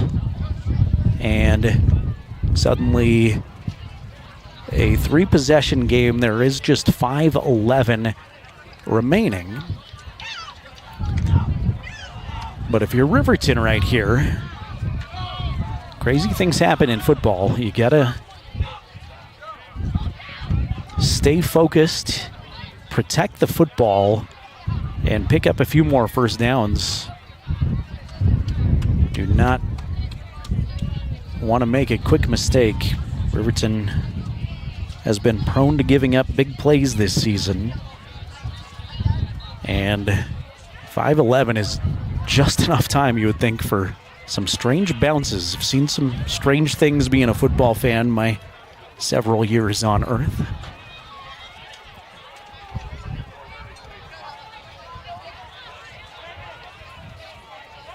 Riverton looks like they're expecting an onside kick. We'll send just one deep. Doak is going to spend a little extra time teeing it up, angling it to the left, so that might be a good indication that we've got an onside kick coming. Doak has the football fall off the tee at the 40. Adds a whole other element to an onside kick with this wind. It has settled down a little bit the last few minutes. Still enough to knock it off the tee. Doak has a finger in the air, ready for the onside kick. Takes a big bounce at the 50, and it'll bounce into the Green River coaching staff. Out of bounds, Riverton football.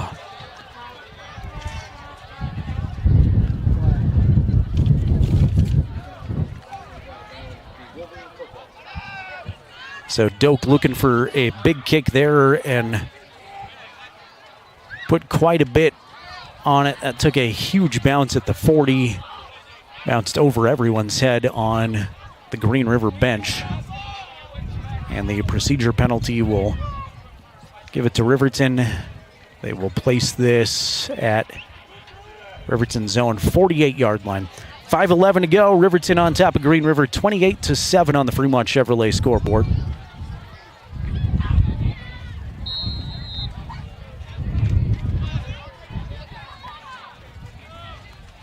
Green River with 2 timeouts, Riverton with 1. Blake's got 2 in the backfield, 2 receivers to the right side. Green River loads the box. They'll give it to Braden Martin. Martin off left tackle's got a lot of room. That's Saltzgaver, I beg your pardon. Flag flies in, but Saltzgaver is off to the races. Nobody is going to touch Hunter Saltzgaver. 52 yards to the end zone, but a flag is down. And right in the spot that this is probably coming back.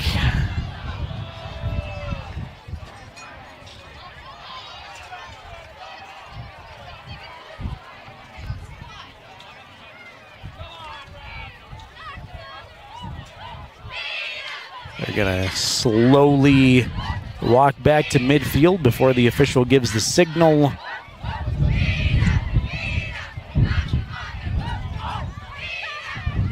And it looks like they're trying to sort out where the hold was. Officially says holding on Riverton. Say hello to Phil, watching along on our County 10 YouTube channel. Thanks for watching with us, Phil. Phil says, go Wolverines. He's a 1979 grad at Riverton High School. Shout out to Phil in the class of 1979. Ball placed at Riverton's own 40-yard line, so erase the 52-yard Hunter Saltzgaver touchdown. Misdirection, handoff to Jackson Larson. Larson's got a burst to speed. He's across midfield to the 49, pickup of 10. Going to erase some of those penalty yards. And second down, and we'll call it 7. Main thing for Riverton right now is that clock continues to tick. 4.5 remaining. Green River can stop it twice. They do trail by 21.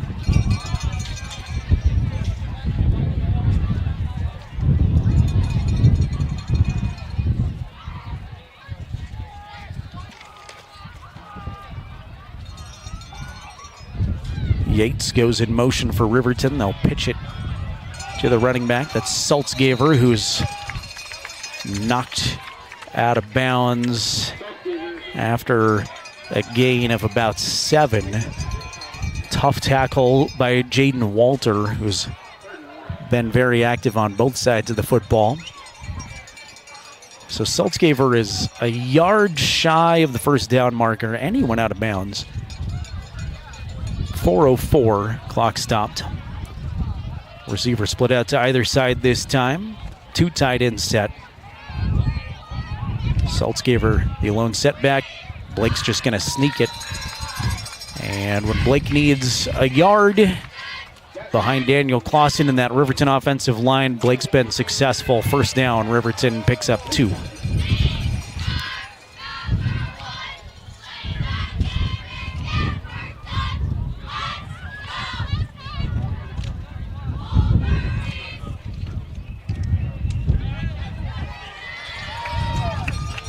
Declan Mullins, late sub, runs on for Green River.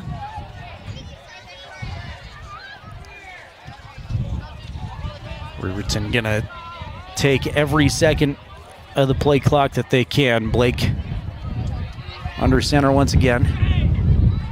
Braden Martin back there this time. The pitch is for him. Braden makes one miss, and he will go forward for 5 on first down. 3A final score with Fremont County interest. The Lander has knocked off Evanston 14-13. An interesting result all the way around. Lander Tigers victorious. Sets up a more interesting all the time keeper of the gold game in week 6. It'll be at Riverton High School this year. We're 3 weeks away from that one.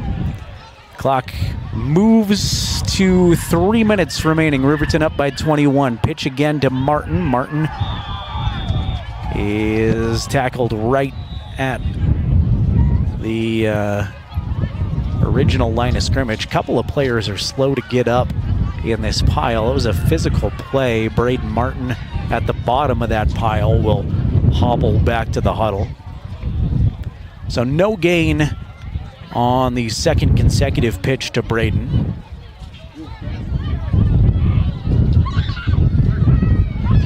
Sorry for our outside broadcast in the Wyoming wind.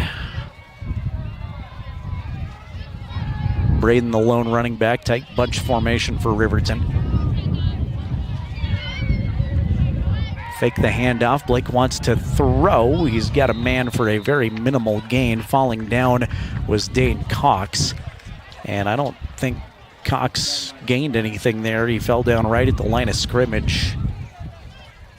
But a couple of plays to keep the clock moving will be to the advantage of Riverton. 1 minute, 48 seconds to play now. 4th and 5 for Riverton at the Wolves 37.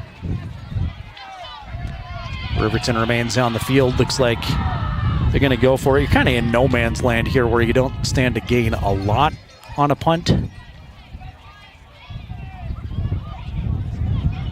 Riverton will spread the field this time.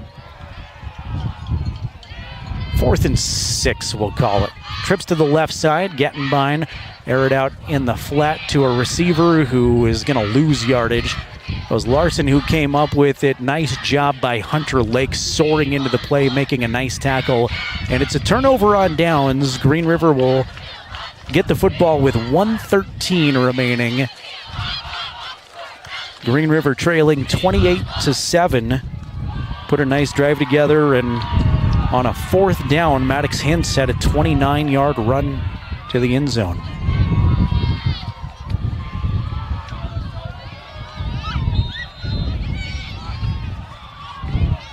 Four receivers for Hintz this time. Walter in the backfield. Riverton secondary backs up to more of a prevent defense. Aired out in the flat to Dax Taylor. Taylor moves forward for a pickup of 8 on the left side. He is tackled inbounds. Clock now inside of a minute. I am a little surprised that Coach Christensen not using his 2 timeouts yet. We may see that if they continue to get some positive yards with the clock moving. Maddox has some time. Now he's flushed out of the pocket and he's going to run. He's across the 45, inside the 40, steps out of bounds at the Wolverine 38. 1st down and a lot more. Maddox can really kick it into turbo gear there on the run. We saw that on the touchdown keeper from 29 yards out, and he had a burst of speed. Out of bounds with 37 seconds left in the contest. Hintz in the gun, bootleg out to the left side. We'll throw it across the field, incomplete. Wanted Lake was well defended by Clay Sheets.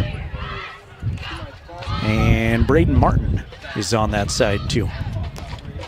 2nd down and 10, Green River, 33 seconds to play. They're at the Riverton 38-yard line.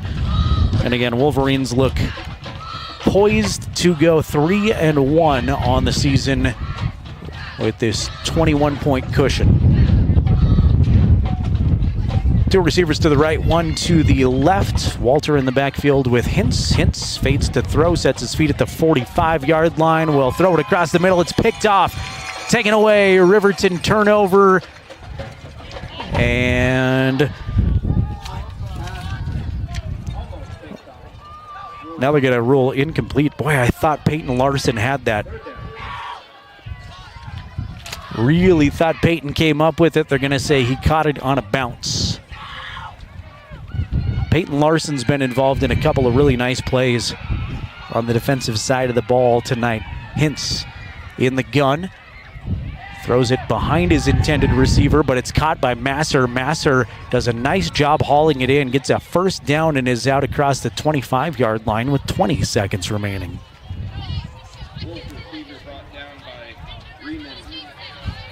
Hunter Riemann there with the Riverton tackle. 20 seconds to go. Green River trying to find more points. They did burn a timeout as Masser was brought down inbounds.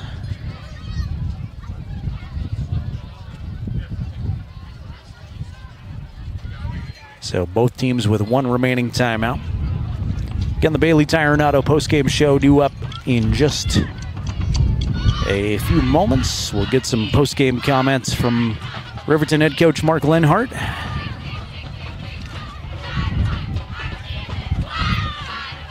A lot of busy Riverton athletes this weekend. Golfers off to the state tournament in Afton. Wishing the best for the Wolverine and Lady Wolverine golfers there. Volleyball's at a Casper Invitational. They lost to Kelly Walsh last night in 3 straight sets, but at the Casper Invite this weekend. Swimmers have a home meet. They're back in the pool at the Riverton Aquatic Center at 10 a.m. tomorrow if you want to cheer them on. 4 receivers for Hintz. Throws it into the turf. Taylor rather, was in the area. Good coverage again by Braden Martin and Caden Arnold on that left side of the field.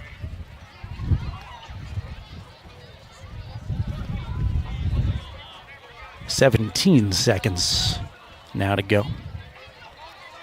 2nd and 10 at the 24. 2x2 the Green River set. Hintz has some time to throw. Loading up over the middle as a man inside the 5. It's collected in. Right down to the goal line is Dax Taylor, and he is just short. They're going to put this at the 1-foot line. Green River does have a timeout. They're going to hustle up to the football and now use their timeout. They did let a couple extra seconds burn, but 7.6 is where they have it on the scoreboard here. Green River takes their final timeout with the football at the 1-yard line. Looks like it's just inches away from the goal line.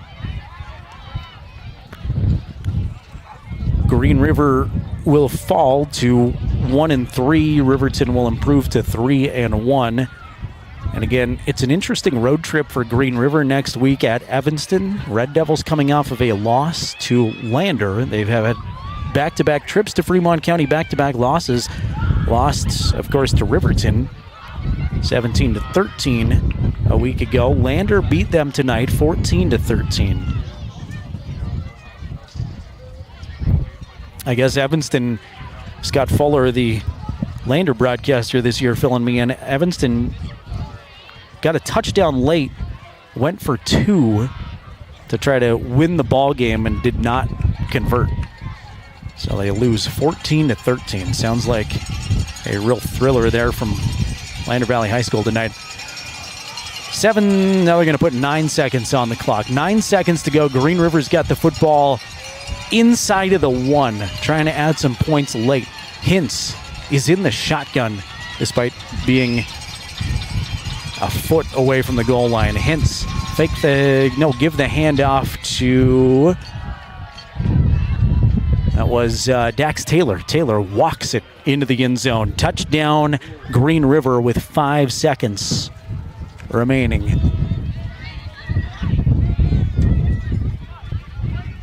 Dax Taylor from 1 yard out will add Green River's second score of the ball game, and that means Braxton Doak gets to kick 1 more extra point. Fumbled snap. Doak is going to try to jump on it. Now is swung to the turf by Paxton Yates. So extra point, no good. We'll make it 28-13 on the Fremont Chevrolet scoreboard.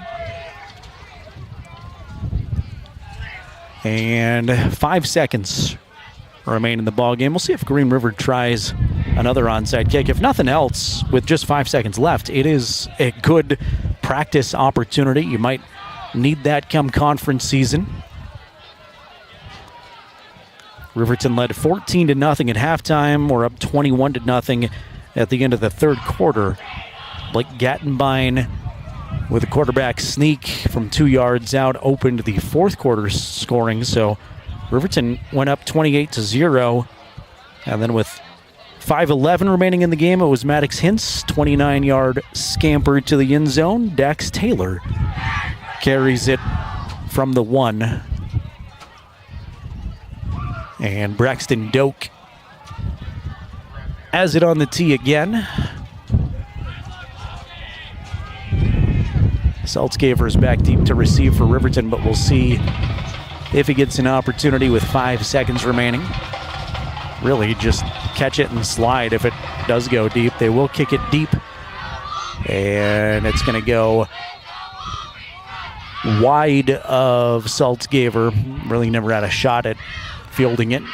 Bounces into the end zone with 5 seconds. So Riverton is presumably going to kneel down one time and escape with a 28-13 victory. Good job by Green River. Give tip of the cap to them, especially late in the fourth quarter. Never giving up in this one. Avoiding the shutout and then adding another touchdown for good measure. Victory formation for Riverton High School.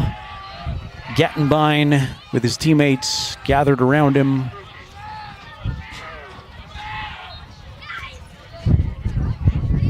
Will put his knee on the turf. Two teams will shake hands. And the Riverton Wolverines finish the non-conference season 3-1. Final score on the Fremont Chevrolet scoreboard: Wolverines 28, Wolves 13. Head coach Mark Lenhart will make his way up here in just a few moments. We'll get some post-game comments from him, and we'll tell you a little bit more about next week. An interesting ball game with the Douglas Bearcats, plus we'll run down some 3A football scores of interest here in a bit. You've been watching Riverton High School football on County 10's YouTube channel. Let's take a 2-minute timeout on KUGR and 105.1 Jack FM. 2 minutes, and we are back with the head coach of the Wolverines, Mark Lenhart. Riverton 28, Evanston 13. Back again in 2 minutes on Jack FM, KUGR, and County10.com. To Fremont Chevrolet GMC Riverton, where we exceed your expectations and deliver the best service possible. Located on Federal in Riverton, we're here to make local car shopping fun again. Explore our wide selection of new and used Chevrolet and GMC vehicles. As truck and trailering experts, we offer a variety of options tailored to your needs. Experience exceptional customer service and competitive prices. Visit our website at FremontChevyGMCRiverton.com to find your next vehicle today.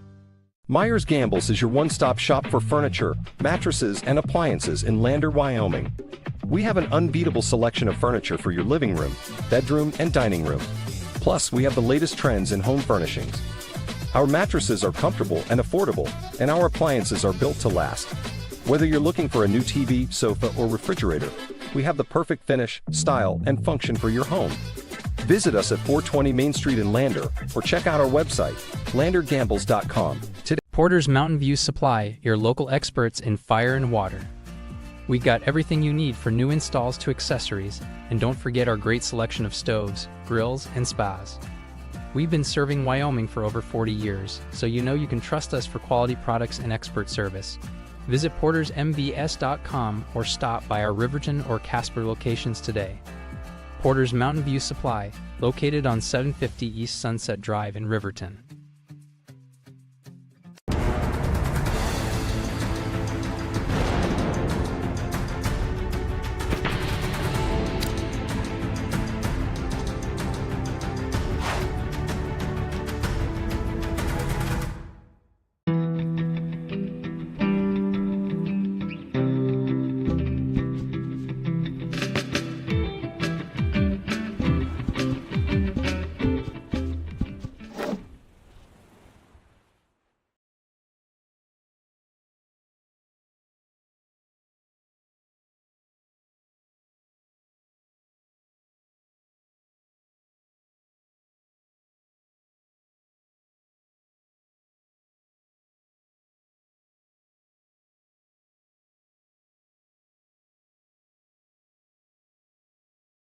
This is the Bailey Tire and Auto postgame show. Visit the tire pros at Bailey's.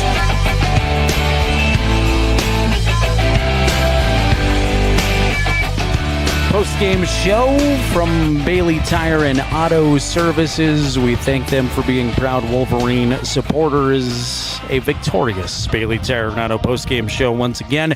Riverton knocks off Green River 28-13. Their second consecutive win, second time they've won here at home. And they finish the non-conference portion of their schedule 3-1. Green River drops to 1-3 in non-conference play. Scoring summary of this one as we await Coach Lenhart to address his team and make his way up to the broadcast position. No score at the end of the first quarter. Early on in the second quarter, Ryan Cox blocked a field goal attempt from 36 yards at about the 9:57 mark to keep us scoreless for a while longer. Finally, Riverton would find the end zone at the 4:29 mark of the second quarter. Jackson Larson from 7 yards out would catch his first of 2 touchdown passes from Blake Gattenbein, making it 7-0 after Hunter Saltzgaver's PAT was good. With 32 seconds remaining before the second quarter came to a close, it was Clay Sheets and an 18-yard touchdown reception from Blake Gattenbein. Riverton went into the locker room 14-0 at halftime. In the third quarter, Jackson Larson caught an 11-yard touchdown pass from Blake Gattenbein, making it 21-0 at the end of the third quarter.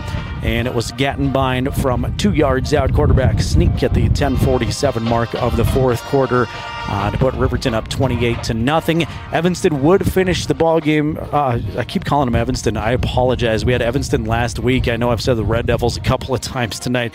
Green River would rally late in the ball game and go 13 unanswered. 5:11 remaining. Maddox Hintz had a 29-yard quarterback scamper on a 4th and 4. He ran it into the end zone, making it 28-7. And then with 5 seconds remaining in the game, it was Dax Taylor from 1 yard out, punching it into the end zone. The snap on the extra point was fumbled. Final score, 28-13. Again, Riverton's got Douglas next week. Speaking of that Evanston team, I keep calling Green River. That's where Green River will be next week. So Green River off to road trip across Interstate 80 to take on the Red Devils. For you Green River fans listening on KUGR, you've got a home game in 2 weeks with Jackson coming to town there. Let's take a look at some scores of interest from across Wyoming high school football. 3A scores are starting to go final. We mentioned to you a thriller at Lander Valley High School tonight. Lander knocks off Evanston 14-13. Evanston scored late to tie the ball game. They went for 2 to try to win the game late and put them up 15-14. They did not convert that 2-pointer. The 2-point conversion was no good. So Lander holds on to knock off Evanston 14-13 final score. It was Cody all over Buffalo tonight, 49-10. Powell routs Douglas in the second half. Panthers knocking off the Bearcats 34-14. And of course, in this one, Riverton beats Green River 28-13. There were a couple of 3A games with out-of-state opponents. Late in the fourth quarter, Jackson all over Bear Lake, Idaho. Right now, 43-6 in favor of the Bronx. Third quarter score, Star Valley's on top of Teton, Idaho, 35-0. They're playing that one in Driggs, kind of a neutral site there. And there's no report yet from Wyo Preps for the Rollins at Middle Park, Colorado game. Torrington playing Yuma, Colorado at halftime. Real defensive slugfest there. Torrington leads Yuma 3-0. Coach Lenhart still rallied around his team, so we're going to take another 2-minute timeout and come back with the head coach, the victorious head coach of the Wolverines, in 2 minutes. You've been watching Wolverine football on County10.com, listening on 105.1 Jack FM and KUGR. Electric are your trusted electrical contractors in Lander. With over 30 years of experience, we excel in light and heavy commercial construction, residential remodeling, and service work. Our licensed electricians use only quality materials and are committed to meeting your construction schedules. For professional electrical services at competitive prices, choose Boyle Electric. Give your place's electrical wiring the touch of excellence. Call 307-332-8139. I'm John Shade, your Edward Jones financial advisor. Financial investments are very important, but so are the investments of time, patience, and encouragement of our young athletes from their coaches, teachers, and mentors. That's why Edward Jones is a proud sponsor of the Lander Tigers on KOVE. Call John Shade or stop by my office at 824 West Main Street for all your investment needs. Edward Jones, making sense of investing. Member SIPC. Elevate Rehab's founding principle on you is evident from your first visit to the last. Our practice model ensures treatment as you deserve, a private one-on-one session with a licensed therapist the entire visit, every visit. All therapists hold advanced credentialing, including 2 certified hand therapists, an orthopedic clinical specialist, an MDT therapist, as well as pelvic floor and pregnancy rehab offerings. With over 100 years of combined experience between our 7 clinicians, Elevate is your ticket to health. Find us in Lander or DuBois and visit our website or Facebook page. Choose Elevate Rehab to elevate your outcomes. At Eyes on Fremont, we know that good vision is about more than just seeing clearly. That's why we're dedicated to providing expert eye care for the whole family. From children's exams to contacts, LASIK to glaucoma treatment, we're here to help. We accept most insurance plans, and our experienced team will make sure you feel right at home. Schedule an appointment today at 111 South Broadway in Riverton, or give us a call at 307-856-9000. Visit WyomingEyes.net to learn more.